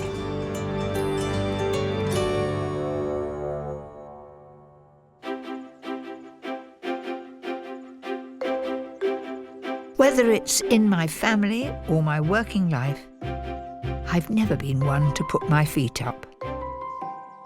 But There are times when I just love food that picks you up and puts a smile on your face. and there's nothing wrong with indulging every once in a while. In this programme, I'm going to show you some of my foolproof, comforting recipes that I love most. A rich smoked fish pâté to enjoy on hot, crunchy toast. My version of the most comforting of dishes. A hearty chicken casserole to lift the spirits. And a scrumptious dessert guaranteed to soothe the soul. But first, a warming soup to brighten the greyest of days with my cheesy Parma ham twists. One of my favourite soups is butternut squash. It makes you feel beautifully cosy and warm. But preparing butternut squash can be tricky, so I've got a couple of tips. If it's a young one, you can take an ordinary potato peeler and you can just take the peel off like that. But if it's late in the season, you just can't get that potato peeler into it. What I do is I use a big knife, something about the size of that, and I cut rings from it and then take out the seeds and take off the peel. It's a safer way to do it. Cut into cubes, then along with the chopped red pepper, a large chopped onion, and a couple of carrots, pop it into a polythene bag with some olive oil. So take that and just shake it all about. So tip it all into the tin. Season with pepper and salt and cook at 180 fan for 45 minutes. Roasting the vegetables first intensifies the flavour and I think gives it a bit of a kick.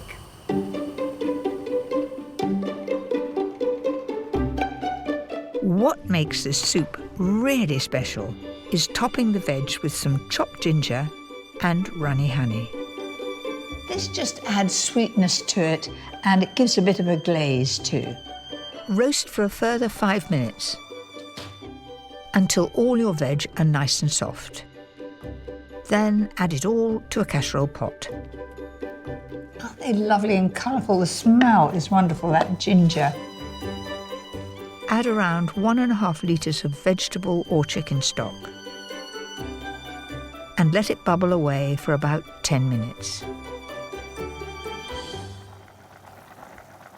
Oh, that's just beautifully tender. And the smell. I can get that hint of ginger coming up and it smells beautiful. Turn that off. Now I'm just going to blend that until it's beautifully smooth. And now here we go.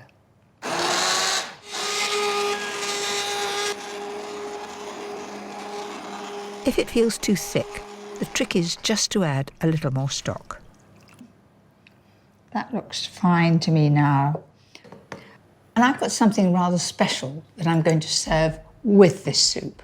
Some mega cheese straws. Don't worry about making the pastry, just buy some good quality puff pastry. It wants to be fairly thin. That's about it. What makes these truly flavoursome is a layer of Dijon mustard. I bet you're amused looking at this brush. It is a paintbrush, but I find paintbrushes are more reasonable and you get a nice wide brush. I can do the job quicker. And some delicious Gruyere cheese.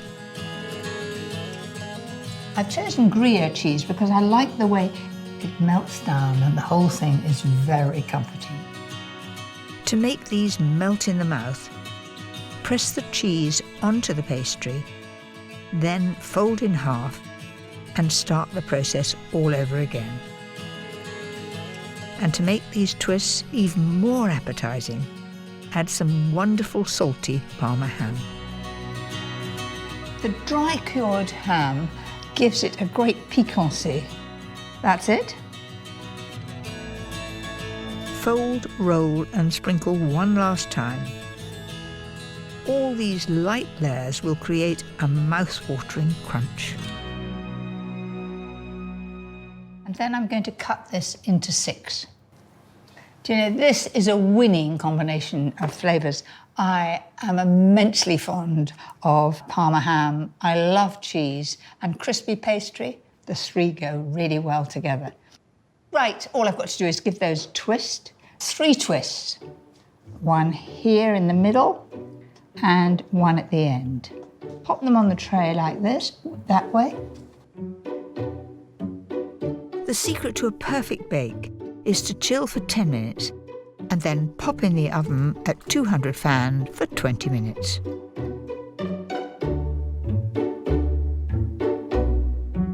Keep an eye on them. They should be a good colour, a lovely pale golden brown. Then lower the temperature to about 140 just to get them cooked right through so that when you eat them, they're crispy all the way through.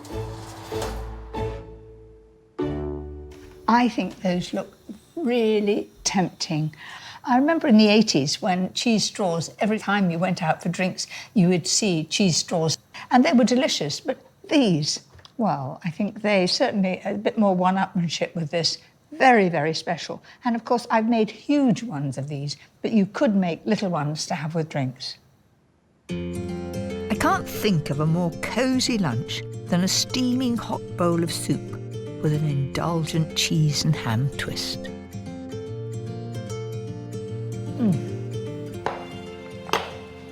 Oh, so good. Next, A comforting dish that's so delicious you won't believe how easy it is to make.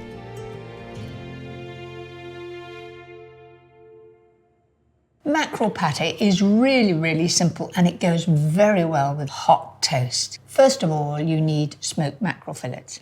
And of course, you recognise it instantly. It has that wonderful shine and pattern. So you just take each one and peel the skin off. So there's very, very little waste. It comes off like a dream. One of the things I really enjoy when we're on holiday is to go mackerel fishing because you're almost guaranteed to catch the fish. It's a great family outing. The one good thing about mackerel is it's not too expensive and I think the flavour is beautiful. Simply pop the fish into a processor with some creamy mascarpone cheese. Mascarpone is very, very versatile and I use it more and more for cheesecakes, all sorts of things. What makes this pâté surprisingly delicious is adding the zest and juice of a lime. You automatically think of lemons and fish, but lime goes very, very well. Lovely bright green, in that goes. And I've got a great juicing trick. If you warm the limes, same with lemons, you'll get much more juice out. I think I've got every scrap out. Finally, add some pepper and blitz.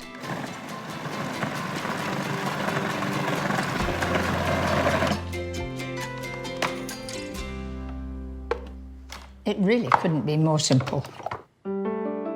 I use whatever I have to hand to serve it in.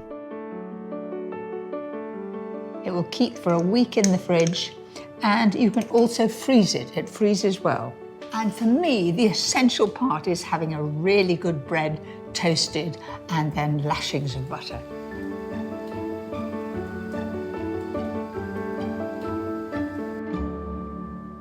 This really is foolproof. You can make that patty in 5 minutes. So that surely must be worthwhile when it tastes as good as this.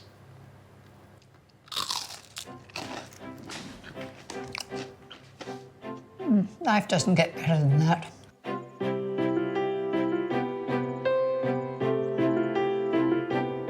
My husband Paul and I have been married for nearly 50 years, and we both love nothing more than a cosy evening at home in front of the fire. Oh, that looks warm and welcoming, Paul. Oh, lovely. Thanks very much. Is that all right? Oh, another one, definitely. Another one. I always try my recipes on Paul first. And this next dish is a new idea and it's gone down a treat. Comfort food for me is all about warming food. Recipes that you can do all in one pot. Very little to wash up and so easy to serve. Right, let's get going then. Start with the spicy filling. Over a high heat, fry 500 grams of lean minced beef along with 2 large chopped onions. I want it to brown fairly quickly. Nice hot pan. Choose a nice roomy one, but you've got to be able to put it into the oven to bake. So you might as well think you're making bolognese at this stage, but we're not. We're making something a little more spicy. Once nicely browned, stir in a couple of cloves of crushed garlic and a finely chopped red chilli. Then we've got 1 red pepper, which I've just cut into cubes. And add a couple of cans of chopped tomatoes. So just mix that in. It's a lovely, colourful mixture, that. Now for the fragrant ground spices. A tablespoon each of coriander and cumin, 2 of my favourites, followed by some tomato puree. So a little pepper and salt. And I'm going to put that in the oven at 140 fan for about an hour.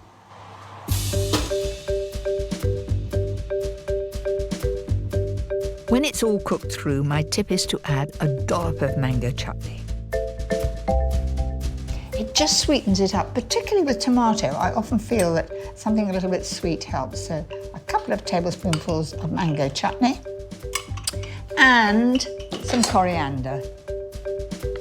It's very popular in Mexican food, and I think it's quite a lovely herb. And now it's time to assemble. All you need are 3 large shop-bought tortillas, 150 grams of grated cheddar, and 250 grams of mascarpone.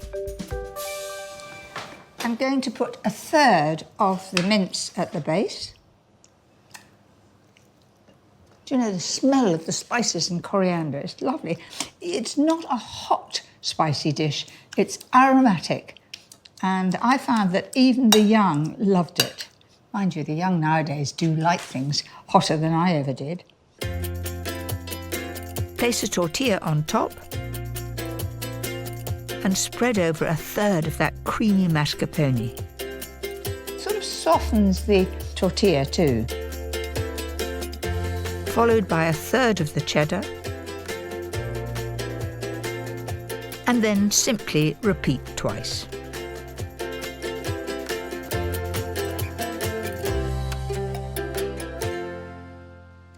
So that's ready for the oven. It'll go in at 180 and it'll take 30 minutes to really heat through till it's bubbling and a lovely golden brown on top. That really does look tempting. Do you know, I think a little coriander over the top just to finish it off. I think that would be really perfect for a lovely, cosy evening in with the family at home. I guarantee they're going to really love it.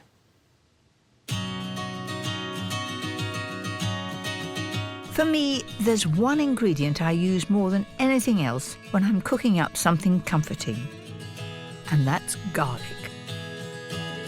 Today, we're a nation of garlic lovers, but it wasn't always so popular. When I started writing recipes, I had to list it as optional. Isle of Wight farmer Colin Boswell is a garlic obsessive who has been growing this pungent bulb for nearly 40 years. What did your pals think of you growing garlic in the 70s? A complete joke.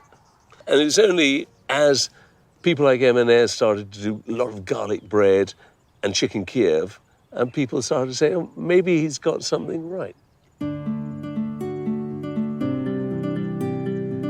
Colin's so passionate about garlic, he's travelled the world on a quest to find its source. I've been on a search for the mother of all garlic, the original garlic, which I think we found in Kazakhstan and also on the Turkish-Iraq border. To me, garlic represents one of the most powerful things in nature. It has a power and an intensity in it which ancient man understood much better than we do. The farm produces a staggering 100 tons of garlic every year. And they grow over 40 different varieties. The elephant garlic is big, sweet, people like because of the size, and if you just take a clove and go like that, you could have a little bite of that. That tastes more like a strong leek than with a garlic flavour. Who are you kidding? It tastes exactly like very strong garlic.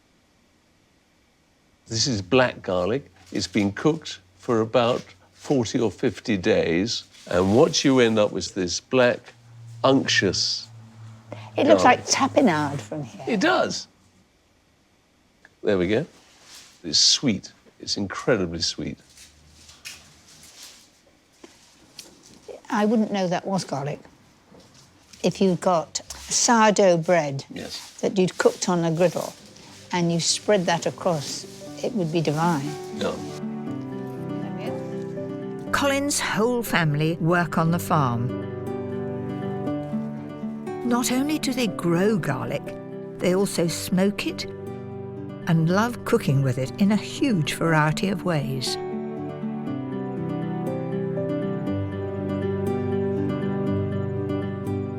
The garlic bread, made with elephant garlic and herbs in there too, is absolutely delicious. And the garlic is baked in the bread. It's not garlic butter on the bread. Over here, we've got a caramelised garlic and tomato tarte tatin. The garlic cloves have been caramelised by boiling them in water and then adding some balsamic. It creates very sweet garlic cloves. Do you know, I wouldn't think of putting garlic and sweet things, but you do it in your chocolate brownies. That's right. With the black garlic, it works really well, and it makes it sweet and caramelised, and it just brings an extra depth to baked dishes. It's much more mellow and soft. That's right, yeah. Would you like to try some garlic beer? I'll certainly have a try. Gosh, that's very warming, isn't it? Do you like it? I think I could get to like it. Yes, it's lovely. What a wonderful selection of warm comfort food.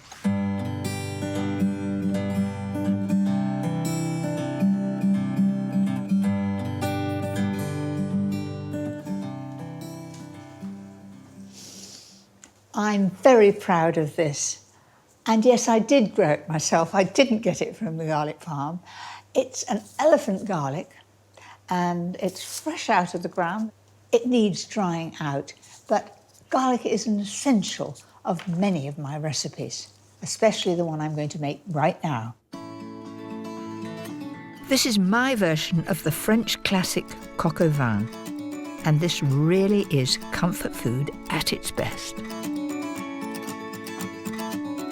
Take a big bowl and put 2/3 of a bottle of wine. It doesn't have to be special, but it does give good flavour. Add some crushed garlic, peeled shallots, a bunch of fresh thyme, and a few bay leaves. And then we put the chicken in. Now, I'm using chicken breast today. You could use chicken thighs if you prefer. My tip for this dish is to cover, then chill the chicken overnight, and it'll soak up all those lovely flavours. Use the marinade to make the rich casserole sauce, and you can't go wrong. You get a much more intense flavour if you reduce the wine, and I think it's much better to reduce it before it's added to the chicken, otherwise you'll overcook the chicken breast. Season and seal the chicken. Then I'll turn those over as soon as they've got a light brown colour.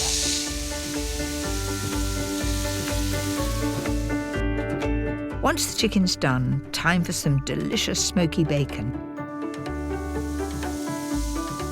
Possibly the king of all comfort food. So this just needs to be turned in the pan, and all the gubbins from frying the chicken, it'll all add to the flavour. The smell, it really smells like breakfast time when you're frying bacon, doesn't it? When the bacon's nice and crispy, add all those marinated shallots. And I'm going to tip all that into the pan. That's it.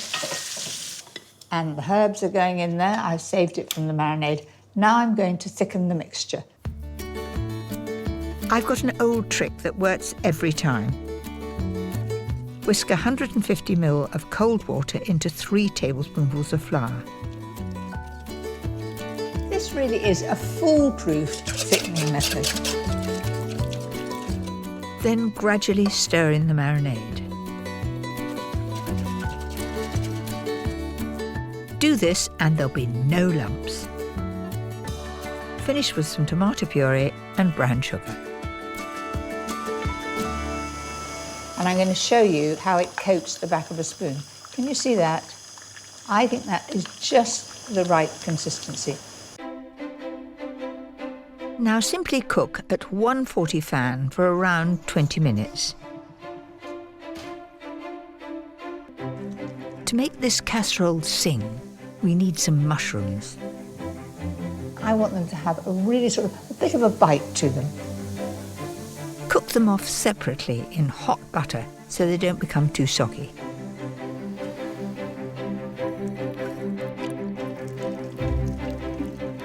I think that looks really great. To really cheer yourself up, enjoy this casserole with some steaming hot crushed new potatoes, roasted with garlic butter and parmesan. Delicious. So there you have it, my garlic and herb chicken casserole. It really does raise the spirits.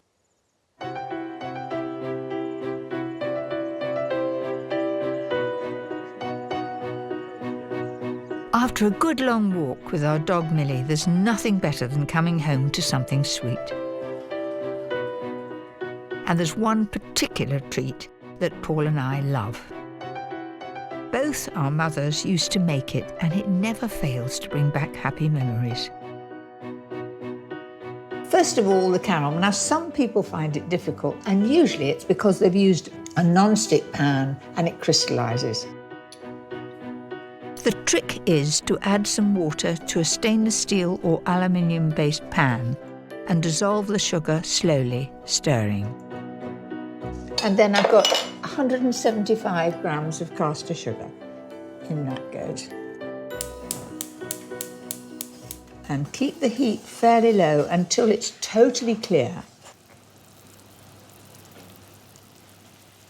As soon as it's nearly caramel, it'll become totally silent. But now listen, very noisy.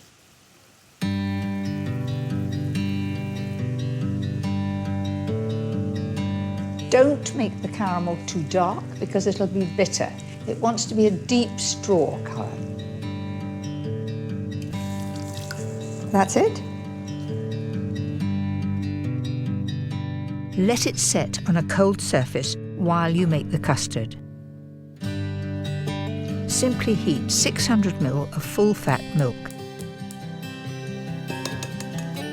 My tip for an extra special rich custard is to add 2 egg yolks to 4 whole eggs. Then 50 grams of caster sugar and a teaspoon of vanilla extract. Just as if you were making scrambled egg. That's fine, it's running through beautifully. Now it's time to add the hot milk. Just a little to start with. If you pour that on and it's absolutely boiling, you will separate the eggs and you'll get curdling. And then you can add the rest. So that's our custard, couldn't be easier. I will strain the mixture just in case there are any bits of shell in there. Take the set caramel and grease around the inside of the tin. Isn't that lovely? You could almost see your face in it, couldn't you? Now the secret for a beautifully smooth creme caramel is to cook it in a water bath. I'm going to pour the custard in there. Surround it with boiling water just up to halfway. And then that slows down the cooking and gets a very even cook. I'm going to cook that at 120 fan for about 50 minutes to an hour.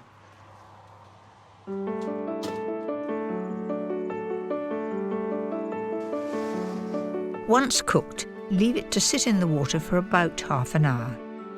Then take it out to cool even further and chill overnight.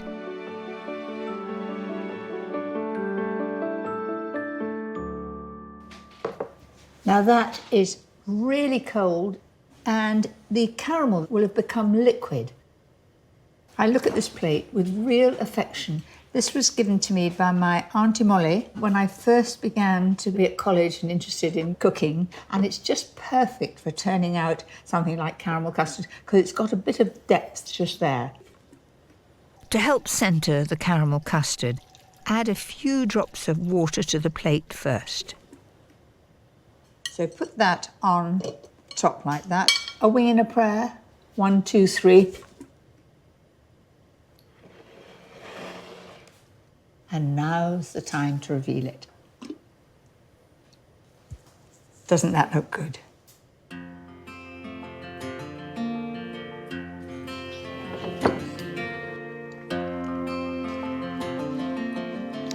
Is it as good as your mother's? I would say it's almost as good as my mother's, yes. Everything that your mother made was even better, but there we are, that's the way of the world. So there you go, comforting recipes to lift the mood and enjoy time and time again. Next time, it's my foolproof recipes for lazy summer days. I don't believe it! I do not. You're amazed, aren't you? I am absolutely flabbergasted.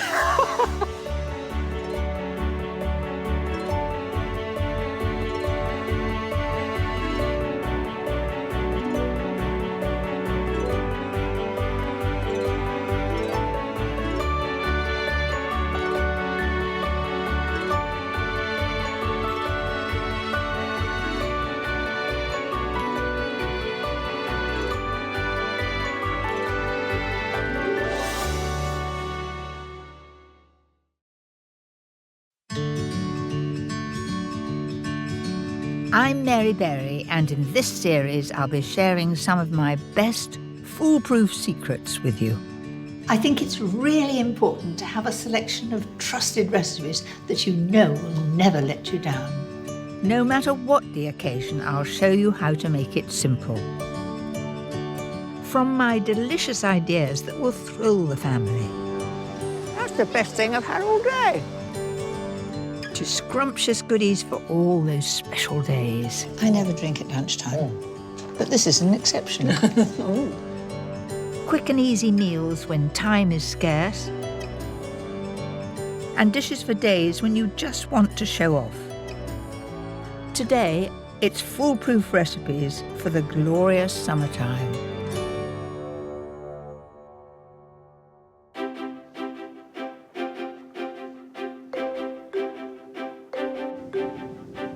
Ever since I was a child, I've looked forward to the summertime.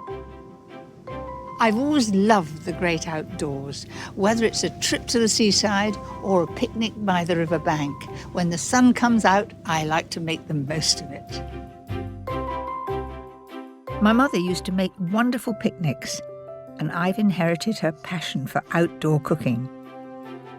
So today, I'll be sharing dishes with you, perfect for lazy summer days and for outdoor entertaining. my scrumptious spicy chicken wings, and homemade lamb burgers that are a real barbecue sizzler. A Vietnamese-inspired salad, beautifully refreshing on a hot day, and a delicious jelly made with my favourite summer flavours. But first, a luxurious whole sea bass that couldn't be simpler.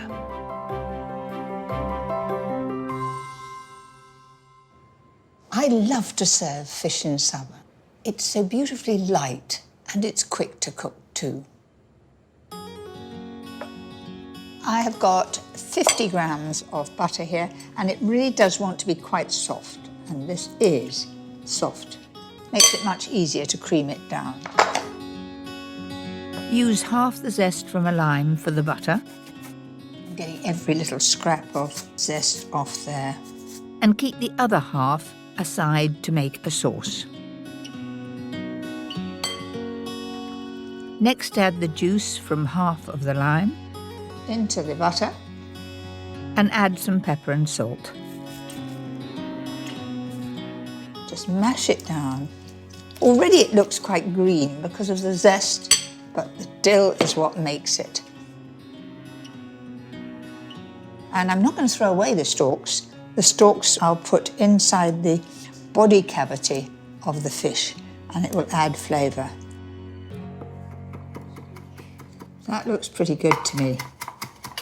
So I'm going to put half that aside to go into the sauce, and this will go into the butter. So far, so good, very easy. So just mash that down. Finally, I need a few piquant peppers. So there's 2 in the sauce and 2 in with the butter. Now, my foolproof hint. Make 3 slashes on either side of the fish.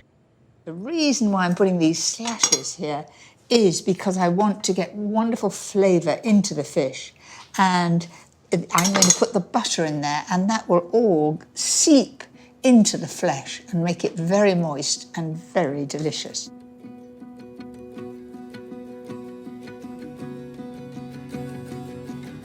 Looks a bit messy, but I'm opening it up and pushing it down with my thumb.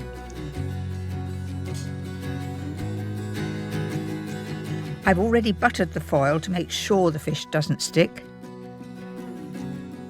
And lastly, to infuse it with even more flavour. In go the stalks, and we've got these 2 lime shells. Just squeeze them in there. A bit more juice will come out and add to the flavour. So there's the fish. The normal thing you'd think of doing was get hold of the foil and roll it up and have a great thick bit of foil on top. That's not a good idea because it stops the top of the fish cooking. This is a really good foolproof tip. Fold the foil over so it meets the other side like that. Just turn it over. So keep just turning it all the way around. So I've got a good seal there, a bit like a Cornish pasty, holding it up all the way around so the juices will not come out as you cook. And then into the oven at 180 fan for about 20 minutes while I get on with the sauce. Start with the remaining lime zest, dill, peppers and lime juice.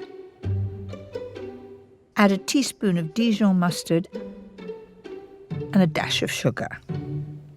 And 200 ml of full-fat creme fraiche.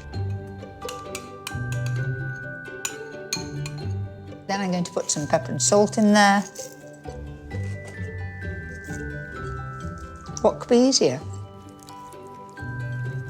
And that is our sauce. The fish has had 20 minutes. Time for all those lovely flavours to sink in. And when I open it, there'll be a flowing, wonderful buttery juice. There it is. I think it looks magnificent and so simple to do. 1, 2, 3, like that. These are the buttery juices. Just pour it back into those cracks that it came out of. Then the sauce.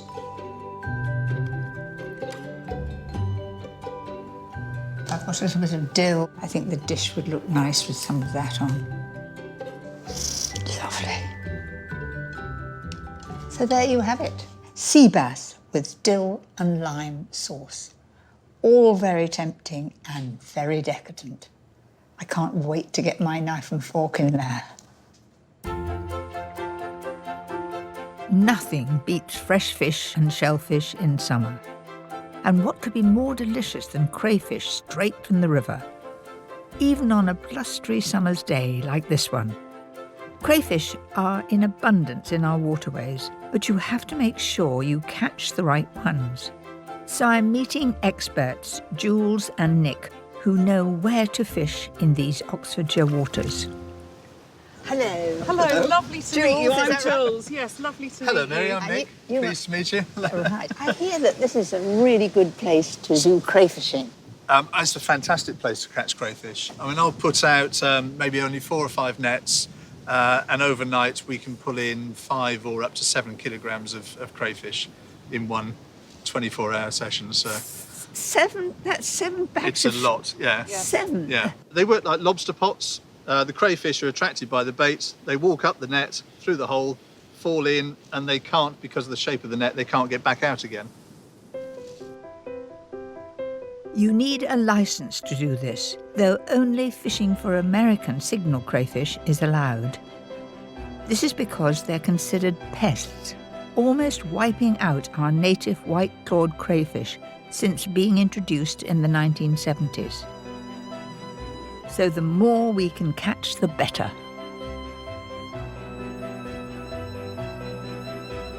Before Nick hauls up last night's traps, I want to try a trick of my own. I've just got a stick, string, some stones to weight down my bait, and I'm going to see how I'm going to get on. You never know. Might be my lucky day. Nick, I'm on my way. I'm being very careful. What do you think? It's fantastic. I'm dying to see if this actually works. So, crayfish, come along. That's perfect. How long do we have to wait? As long as it takes. No, not yet. There you are, look.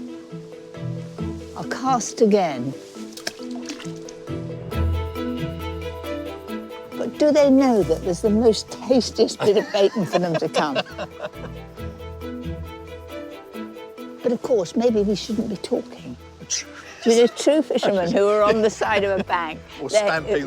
They tell you you're not to shout or make any noise, so perhaps they're being put off by us chattering away.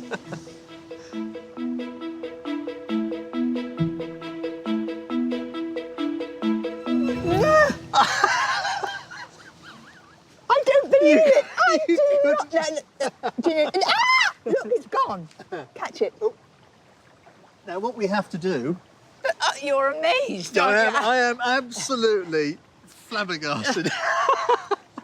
Do you know that really... Well, there we go.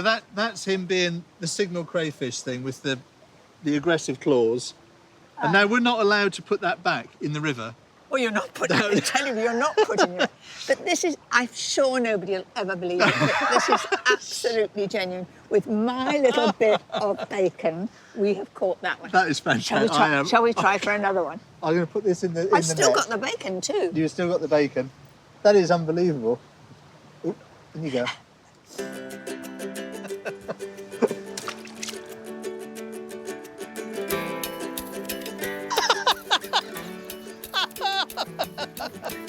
What a prize! Fantastic. I can't believe that's two. Two? In less than 10 minutes. You don't need any of your fancy kit. I'm going to give up on nets. So the pressure's on me now. That is amazing. My meagre two looks... Well, so now you can see how many there are in the waterways, and that's one net, one small spot. I reckon there's about 35 in there. That's not bad, is it? That's a pretty good night's work. Yeah. They're cooked in boiling water for a few minutes, then peeled just as you would a prawn. So you end up with a lovely crayfish tail. Absolutely.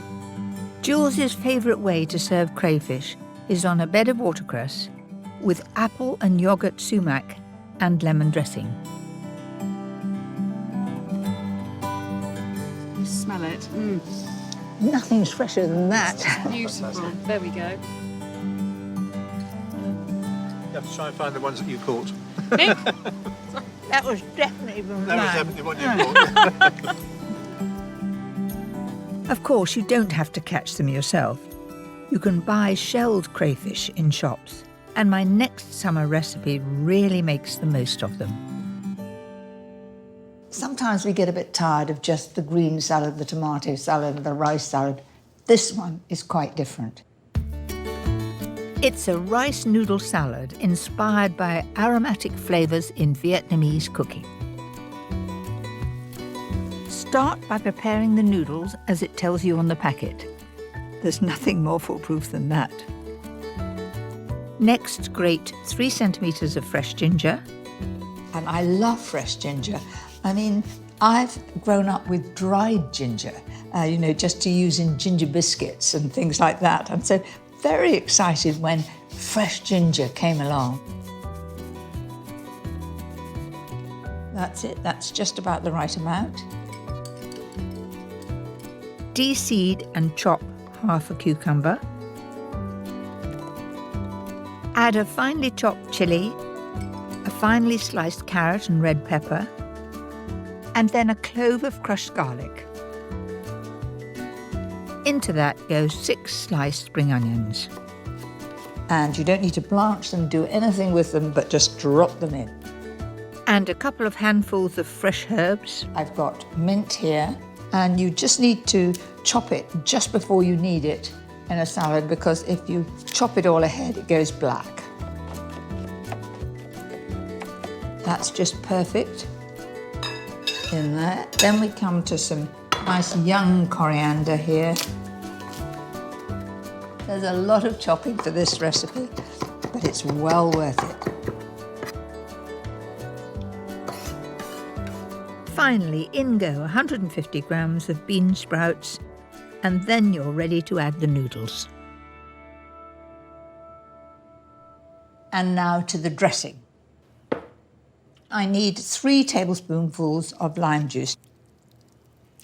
1, 2. What did they say about good guesses? Anyway, that was exactly 3 tablespoons. Well done, little lime.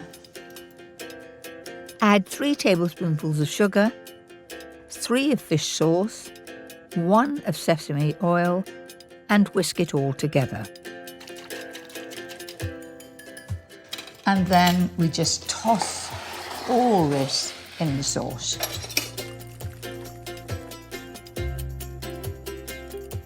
Every scrap going in, and then start to turn it so you get all those flavours.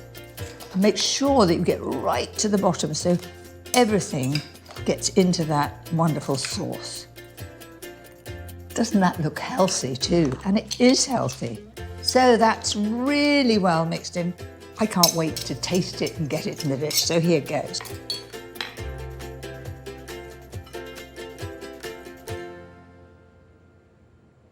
We had such fun crayfishing, but these I've bought.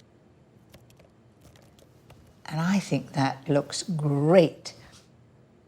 This salad is absolutely foolproof as long as you measure carefully the dressing ingredients, because that's what gives it its flavour. This dish is great on its own, but it's also perfect for a summer barbecue. I'm a great fan of outside cooking, and I have learnt how to avoid those burnt offerings. These are 2 foolproof dishes guaranteed to go down a storm: minted lamb burgers and smoky Texan chicken wings. The secret of a good barbecue is to prepare everything ahead.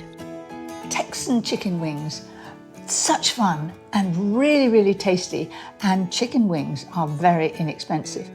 Start by removing the wing tip. On a barbecue, that very often burns, that very thin end. And so you just cut between the joint here. Then you're left with a sort of V-shaped joint. So I've got them all there. What these need is a lovely smoky marinade. I've used paprika over the years, but this is the first time I've used sweet smoked paprika. And it has a lovely smoky flavour, and it's just perfect for barbecues. So I'm going to add 2 teaspoonfuls. Not only does that give flavour, it gives a wonderful colour as well. In with the paprika goes 1 finely chopped chilli, a clove of crushed garlic, tomato ketchup. Good squirt. 2 tablespoons of Worcester sauce, 1 of brown sugar, and some olive oil. About a couple of tablespoons, give or take. Season and give it a good stir. It's a wonderful colour, that. My foolproof tip is to coat the chicken using a polythene bag. Do you know, the whole smell of that makes me think of barbecues because it's sort of smoky and spicy. Great. So they go into the fridge for a couple of hours or overnight to soak up all that flavour. And in the meantime, I can get on with preparing the lamb burgers. These lamb burgers are something quite different from the traditional beef burgers. I think they're absolutely scrumptious, and I know exactly what goes in them, and they'll be full of flavour. Homemade burgers are very simple to make.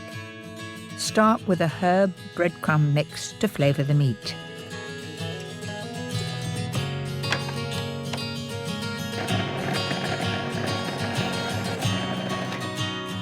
That didn't take too long, did it? It may not be your choice to put coriander in. You can leave it out because the main ingredient is mint. But I think mint and coriander go well. And pop that in there. Then a generous 2 tablespoonfuls of mint sauce. Yes, the sort you buy in a jar. Next, add 1 roughly chopped red onion and a clove of crushed garlic. Give it a quick whiz, but my tip is to make sure the mixture doesn't get too wet. I've got 500 grams of minced lamb. Now that would be minced shoulder of lamb, and as you can see, it's fairly lean.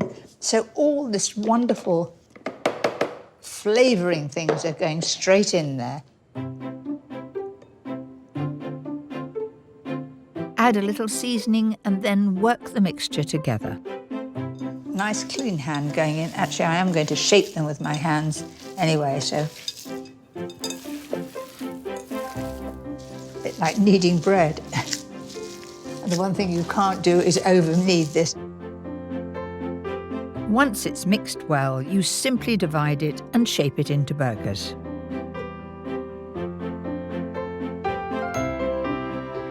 And you want to just make them into flat cakes.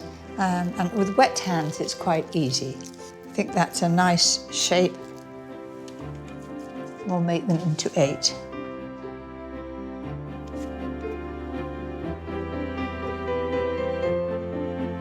A barbecue isn't complete without something on the side, so I've made a simple tomato relish. As well as the tomato relish, I'm going to make a mint mayonnaise. What could go better with lamb than mint? This is a cheats mayonnaise. No need to make your own. Use a big dollop from a jar, add a little ready-made mint sauce, and a good handful of fresh mint. It's lovely, tender leaf. And again, the smell is absolutely lovely. That's good enough for me. Then you just drop that in.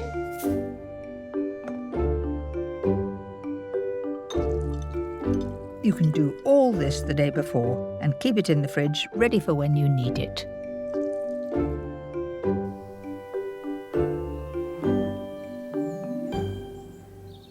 How about this for a simple idea for a barbecue? You need an old wheelbarrow like this one, a metal one it must be, a rack perhaps from the oven or a grid, and 4 bricks, 4 old bricks. Don't need any fancy equipment.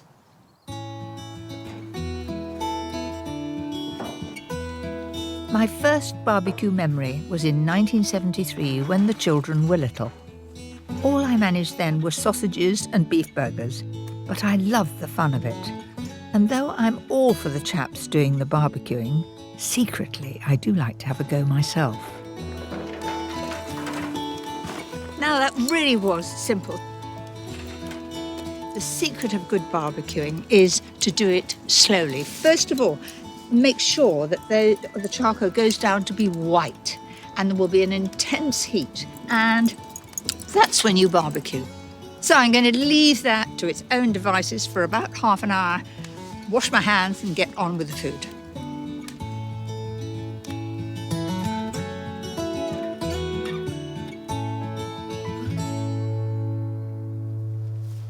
So there are my lamb burgers and the Texan chicken wings. I like to have a few veg on the barbecue too, and we've got some overgrown courgettes. So all I do is just split them in half. And they do jolly well on the barbecue. They want to be done very slowly. Bit of pepper on top.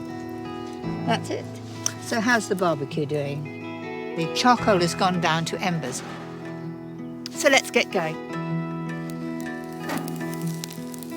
Now onto the chicken. Beautifully colourful. I'm going to pop that on the top there. They look nice and meaty, which is good. That's a good start. I've really well oiled those on both sides.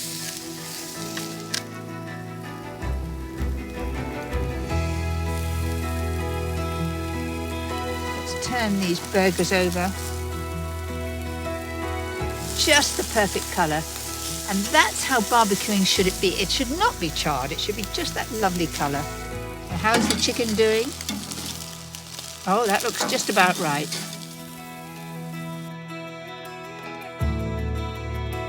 So there we are, an alfresco feast prepared ahead of time, which means I can relax and enjoy the company.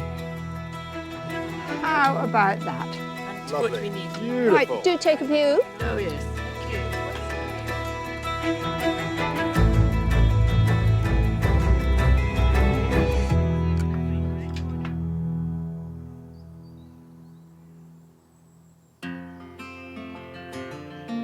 My final recipe uses one of Paul, my husband's favourite summer treats, homemade elderflower cordial, Here we are, nice cold drink. in a refreshing lemon and elderflower jelly.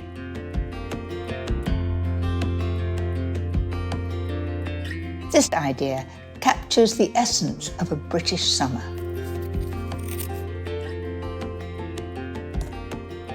To make a cordial or syrup is not difficult. I'm starting off by making just a little bit of lemon syrup to add to my elderflower cordial. Add the juice of 2 lemons to the rind, pour in 100 ml of water and 75 grams of sugar. I'm just going to heat that up slowly to dissolve the sugar and infuse the lemon zest. It's the outside, the bright yellow, that gives a lovely flavour to it.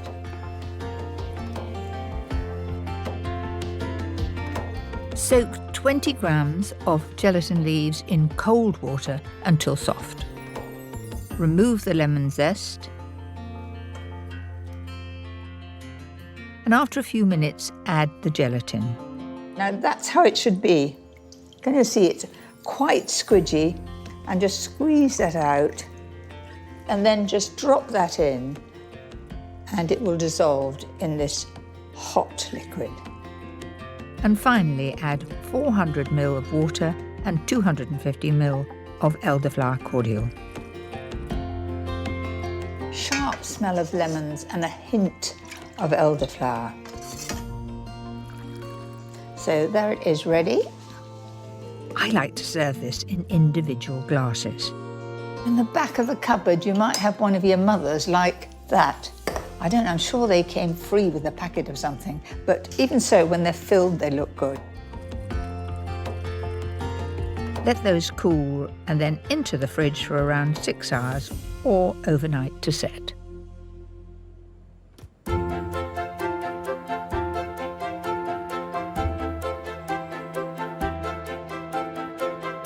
I'm going to finish them off with another summer favourite of mine. Fresh strawberries tossed in icing sugar. Gives them a lovely shine too. And add those to the top with a dollop of whipped cream. Blissful. Oops. Here are, darling, a treat for you.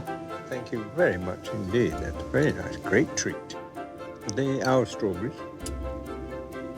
No. No. It's very nice anyway. It's turned into a perfect day. I could get quite used to this. It's very nice. Next time, my foolproof dishes for days with the family. That's the best thing I've had all day. What do you think about it, crew? Very nice.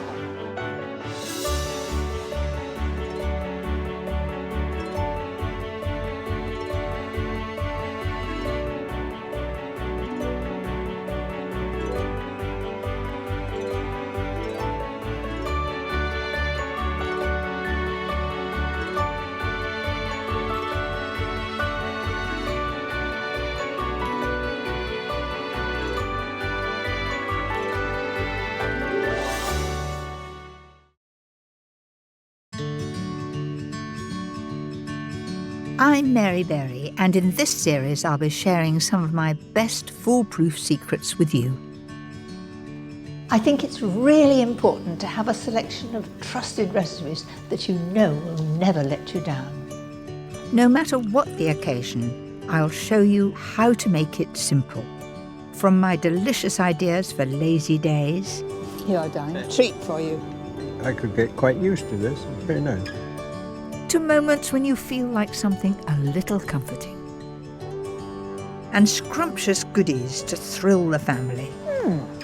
That's the best thing I've had all day. Today, some of my favourite dishes, perfect for a party. There's absolutely no calories in here whatsoever.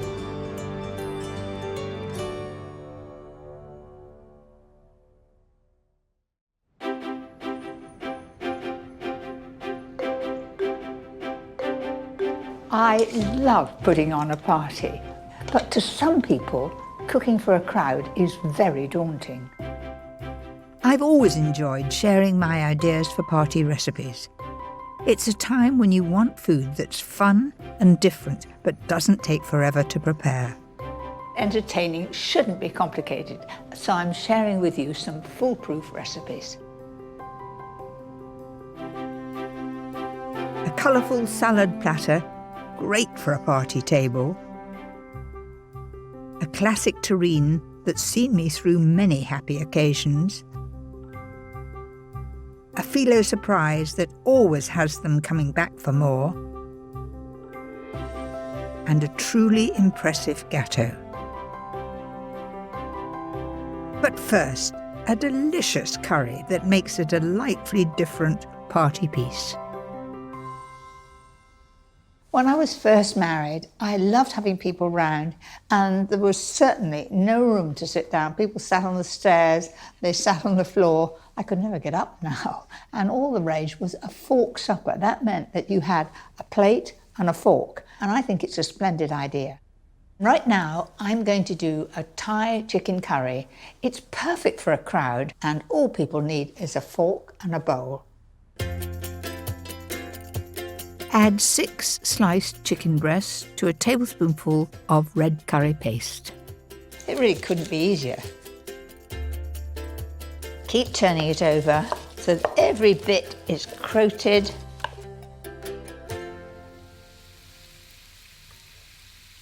The heat releases all those lovely spices and it'll help to flavour the meat. It also helps to give the meat a nice colour. When all the meat's sealed, put it to one side and use the same pan for the sauce, starting with 2 sliced onions. So on with the lid. I'm going to turn the heat down and I'm going to leave that to cook in its own steam until it's become really, really tender. After about 10 minutes, turn up the heat and add some finely grated fresh ginger. Oh, the freshness of that. It's a lovely smell, strong, lovely lemony ginger smell, lovely. I'm now going to add 2 more tablespoons of Thai paste. Go steady if you like it on the mild side. My secret for a thick, velvety sauce is a tablespoonful of plain flour. Sprinkle it evenly over. And full-fat coconut milk. Thai curry is fairly new to me. I think I had it at my daughter's, I suppose 2 or 3 years ago, and absolutely loved it. And I've made it ever since. For those special Thai flavours, I'm adding kaffir lime leaves, the zest and juice of half a lime, a tablespoonful of brown sugar, and the essential fish sauce. I must say, when I first heard of fish sauce, I didn't like the idea at all, but it really brings out the flavour and is part of what you expect in Thai food. And of course, lemongrass. Just bash it with a rolling pin. Now, the sort of rolling pin I have is a wooden one, which is ideal for it. Don't do it with a glass one.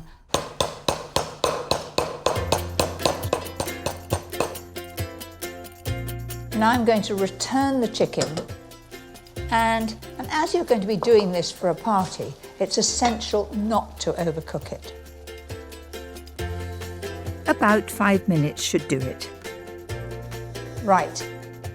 For some gorgeous colour and crunch, I'm adding sugar snap peas and water chestnuts.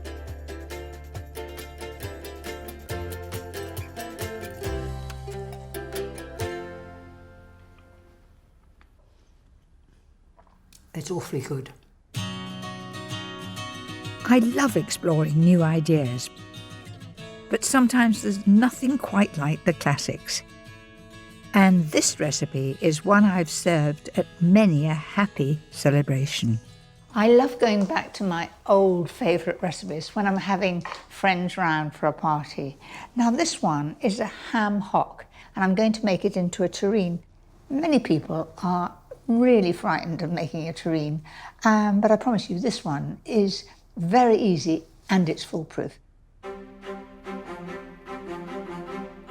Neither trotters or ham hocks are very popular, but it is an excellent cut and it's going to make a very inexpensive terrine.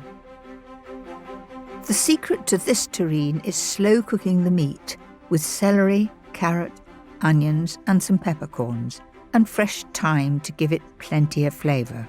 All I've got to do is top up with water. It's important to cover the meat.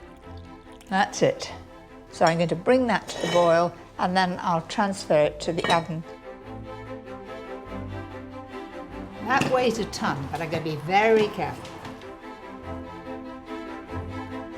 That goes into the oven at 140 fan for about 4 hours, so all the flavours can infuse and the meat melts away from the bone.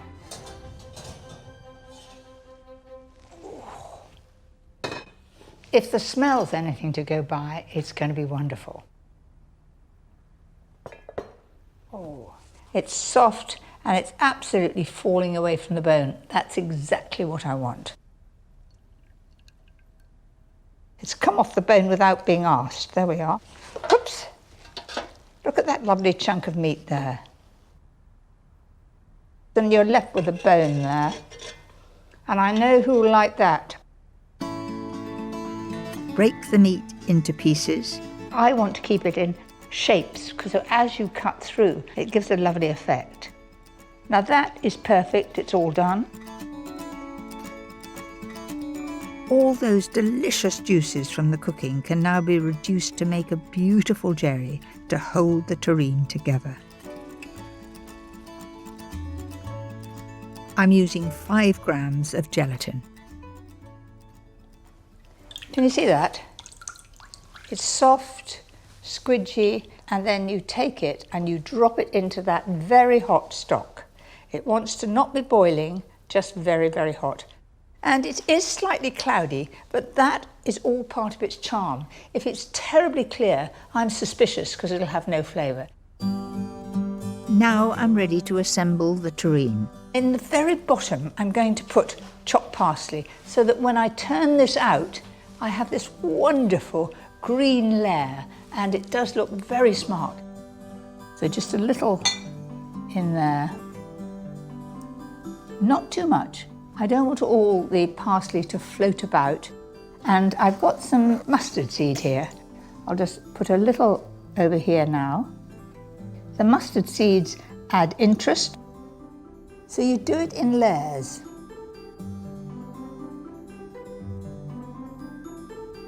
Make sure you ladle the stock on every layer. It will fill all the gaps and hold everything together when it's cut.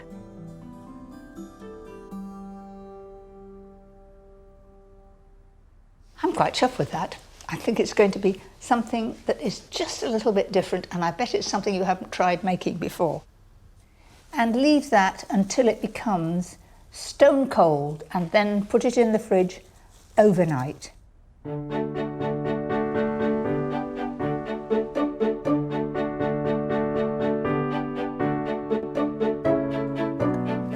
think it's coming away quite easily. It should do with the cling film all around it. That's it. I think that parsley top looks lovely. It looks very inviting. And, well, let's see how it cuts. I think that looks pretty good. You see how well it holds together. It is beautiful. It is tender. The jelly is so well flavoured. I'd rather have that than just plain cold ham any day.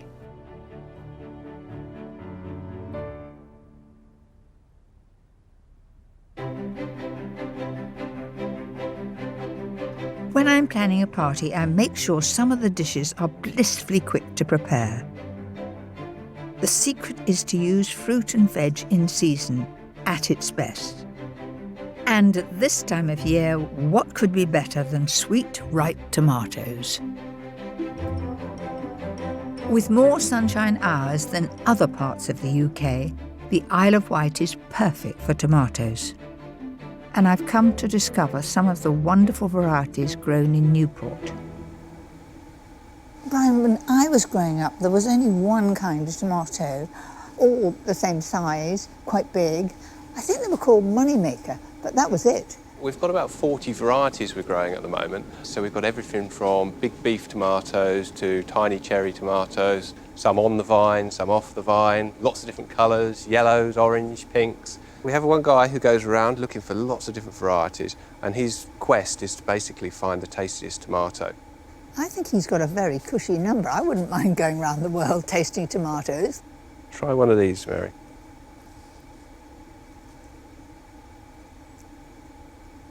That is perfect for me. Good. It's full of flavour, it's beautifully sweet, and I feel it's doing me an awful lot of good. Would you like to have a look at the tops of the plants, Mary? Yeah, why not? Do you know, I thought I was going to have to put my leg over theirs, and you've got longer legs than me. So up here. Yep. Yeah. Oh, good thing. You couldn't get a big person in here, could you? Shut the gate. Now, this is very safe for your workers, isn't it? They can't fall out into the tomatoes. Going to go up now. OK. Third floor, please. These plants grow to a staggering 13 metres high. Shoots are removed weekly, allowing the flowering tops to take in all the glorious sunshine.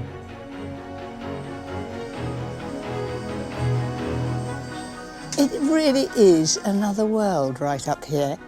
It seems acres and acres of it. As far as I can see, there are tomato plants. It is amazing. It's just sort of breathtaking. But the best is yet to come. I'm going to choose a selection for my party platter. There are so many varieties here. I'm tempted by the greeny ones over here, and I think you call them zebra, and I'm going to use those in my platter because they look so stunning and so different. Let me show you one here, Mary. It's almost black, isn't it, round the outside? That tastes really good. It's got a very firm texture, a lovely flavour. Those yellow ones, I'm very tempted in the front. Are they cherry yellow or something? They're a yellow cherry type, yes. Have a taste of this one. They are very firm, they hold together well. I think they're lovely, and they'll certainly add interest to my platter. Have you got a box down there? I have, yes. There is a decent sized box here, so. Well, let's have the old flavour, these lovely cherry tomatoes here.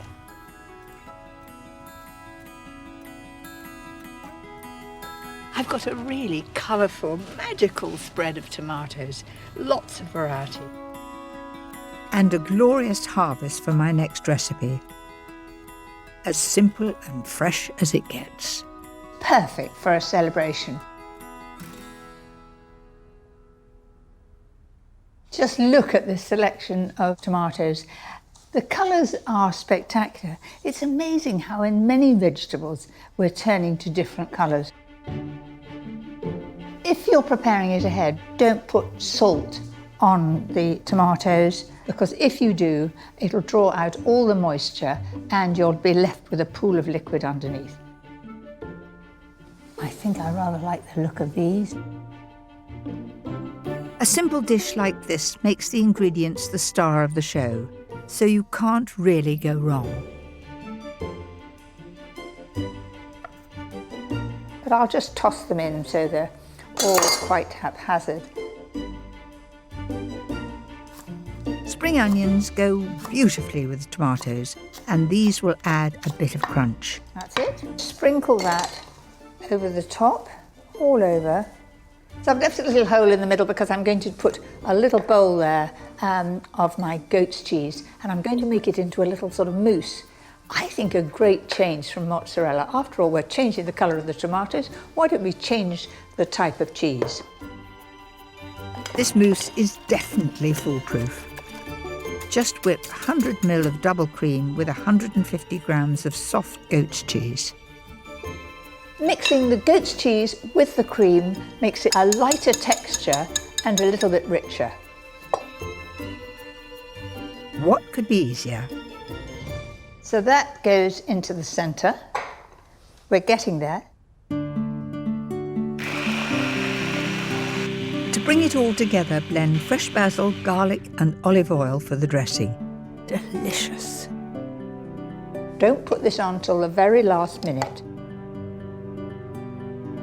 Finish with some beautiful Parma ham and the last sprig of basil. I think this is perfect for a summer celebration. It really is sunshine coming through the windows. Absolutely stunning.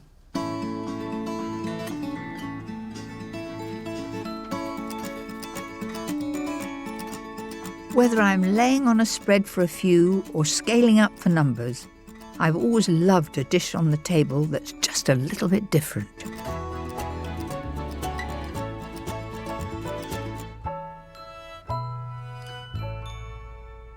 I've served salmon Koulibiac on all sorts of occasions. It's easy to serve because you know that each one will serve, say, 10 people, and so you can up the recipe very easily. I think that this is a very good centrepiece for a party, especially when you want to be a little bit more economical than usual. Start by baking 500 grams of salmon at 180 fan for 15 to 20 minutes. And while that cooks, I can get on with the rest of the filling. Lightly fry onion, crushed garlic and chilli in a little butter, and add sliced mushrooms. Then add the zest and juice of half a lemon to some cooked rice. The smell is great, beautifully garlicky. When the salmon's cooked and cooled, break it into pieces. Can you see, as I put my knife in it, it is just beautifully done, just as I want it, and there's plenty of moisture there. This used to be a half-term treat for the children when they were young, and their friends would come in and I'd make a big Koulibiac. For a lovely fresh flavour, use a handful of chopped chives and parsley. That looks good enough for me. And shush it all in. And then I'll give it a good mix. That's it. And you see how gentle I'm being. I'm not sort of mashing it down because I want to be able, as people eat it, they think, oh, this is salmon. I can see the nice big generous pieces of salmon. That's it. So I'm just going to put that to one side and get on with the phyllo part. Don't be put off by using phyllo. It's wonderful stuff, I think, phyllo. And no, I am not going to make it. I made it at college and I vowed never again. I have a foolproof trick that never fails. All you need are 6 sheets of phyllo pastry, a sheet of non-stick paper and melted butter. I'm doing it that way, then that way, and then that way, so that it holds together well. By crisscrossing the sheets like this, it just won't fall apart. So that wasn't too difficult, was it? Now for the salmon and rice filling. A Koulibiac traditionally is high, so we're going to mould it with the hands, first of all, like this. Like that. Take this end up here and fold it over. And with the aid of the paper, I'm going to turn that over, give it a push. And you want to end up with the join underneath. That's it. For a perfect crispy golden brown finish, bake at 180 fan for 30 to 35 minutes.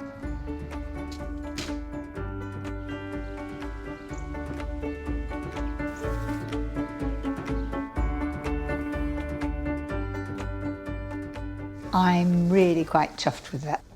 I love the way it rises in flakes. It looks most tempting. The wafer-thin pastry all the way around, and a mass of that glorious salmon, herbs, chilli and rice. It just looks tempting.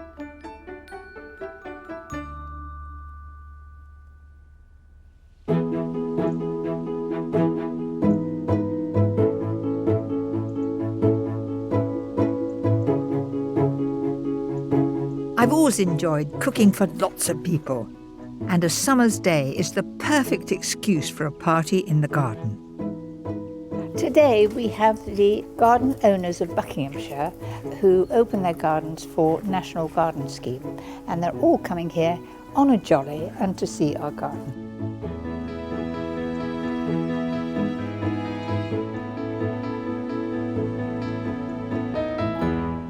So a great welcome to all you owners of gorgeous gardens in Buckinghamshire.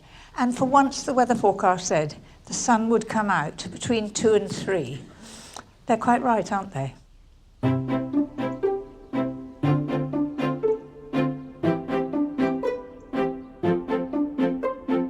Every party needs something grand as the finale, and I've got a big, bold and beautiful cake.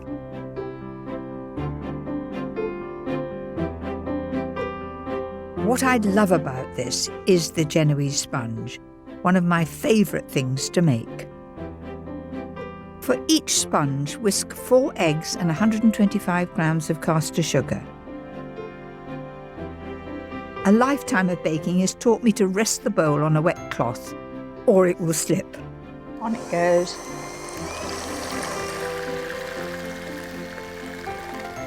If it's pale, light and fluffy, it's done. That's about right. When I write an M there, I can just see the M and it quickly goes down.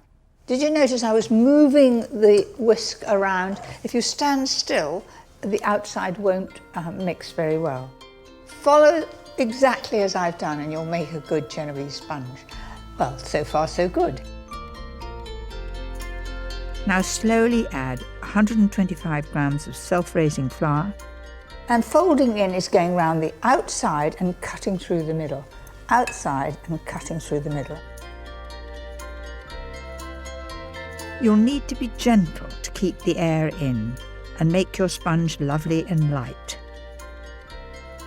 It's adding 50 grams of cold melted butter that makes this a Genoese.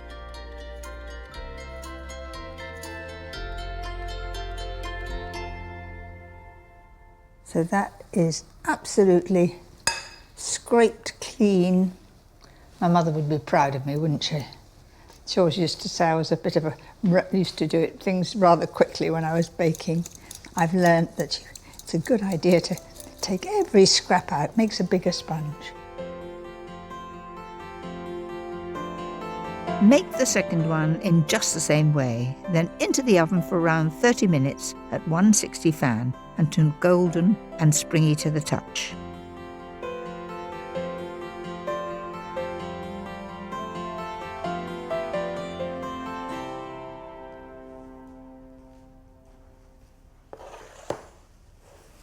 How about that then? They look perfect. They're just shrinking away from the sides of the tin, and when I put my finger on it, it springs back again. So that will be the underneath, and this will be the top, and I'm going to let those get absolutely cold before splitting them. This is anything but guilt-free. For the filling, I need 1.5 pints of lightly whipped double pouring cream. Of course you can do this with a mixer if you like, but keep your eye on it. That's beaten just the right amount. Let's get to cutting these in half. Lie the knife absolutely flat and a sawing action until you meet where you started. It's quite fun to do, but you've really got to concentrate to get it right. And now it's an assembly job, the part that I like best. It's really generous, but this is a special party. I want everybody to say, gosh, this is good, no extra cream needed. They're going to enjoy every single slice.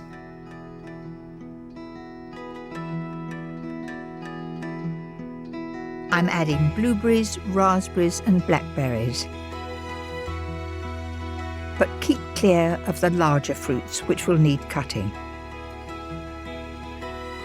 Push it down so the cream that I've put there comes up between the fruit, and when you cut it, it does look very good. Then 1/3 of the cream again.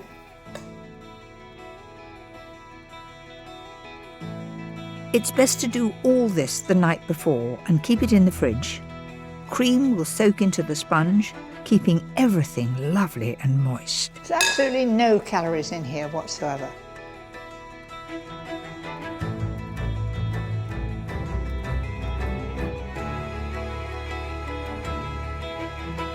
And some blackberries.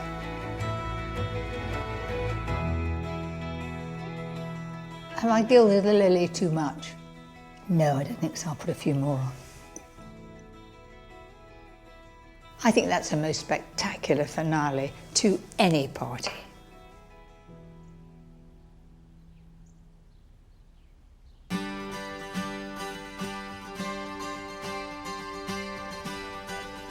There we go.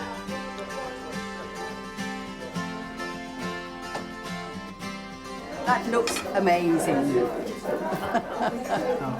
If I could eat it all, I would.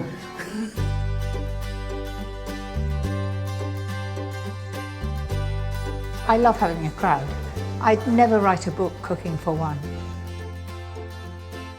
I like the friendship, I like the people. I like them to enjoy what I cook.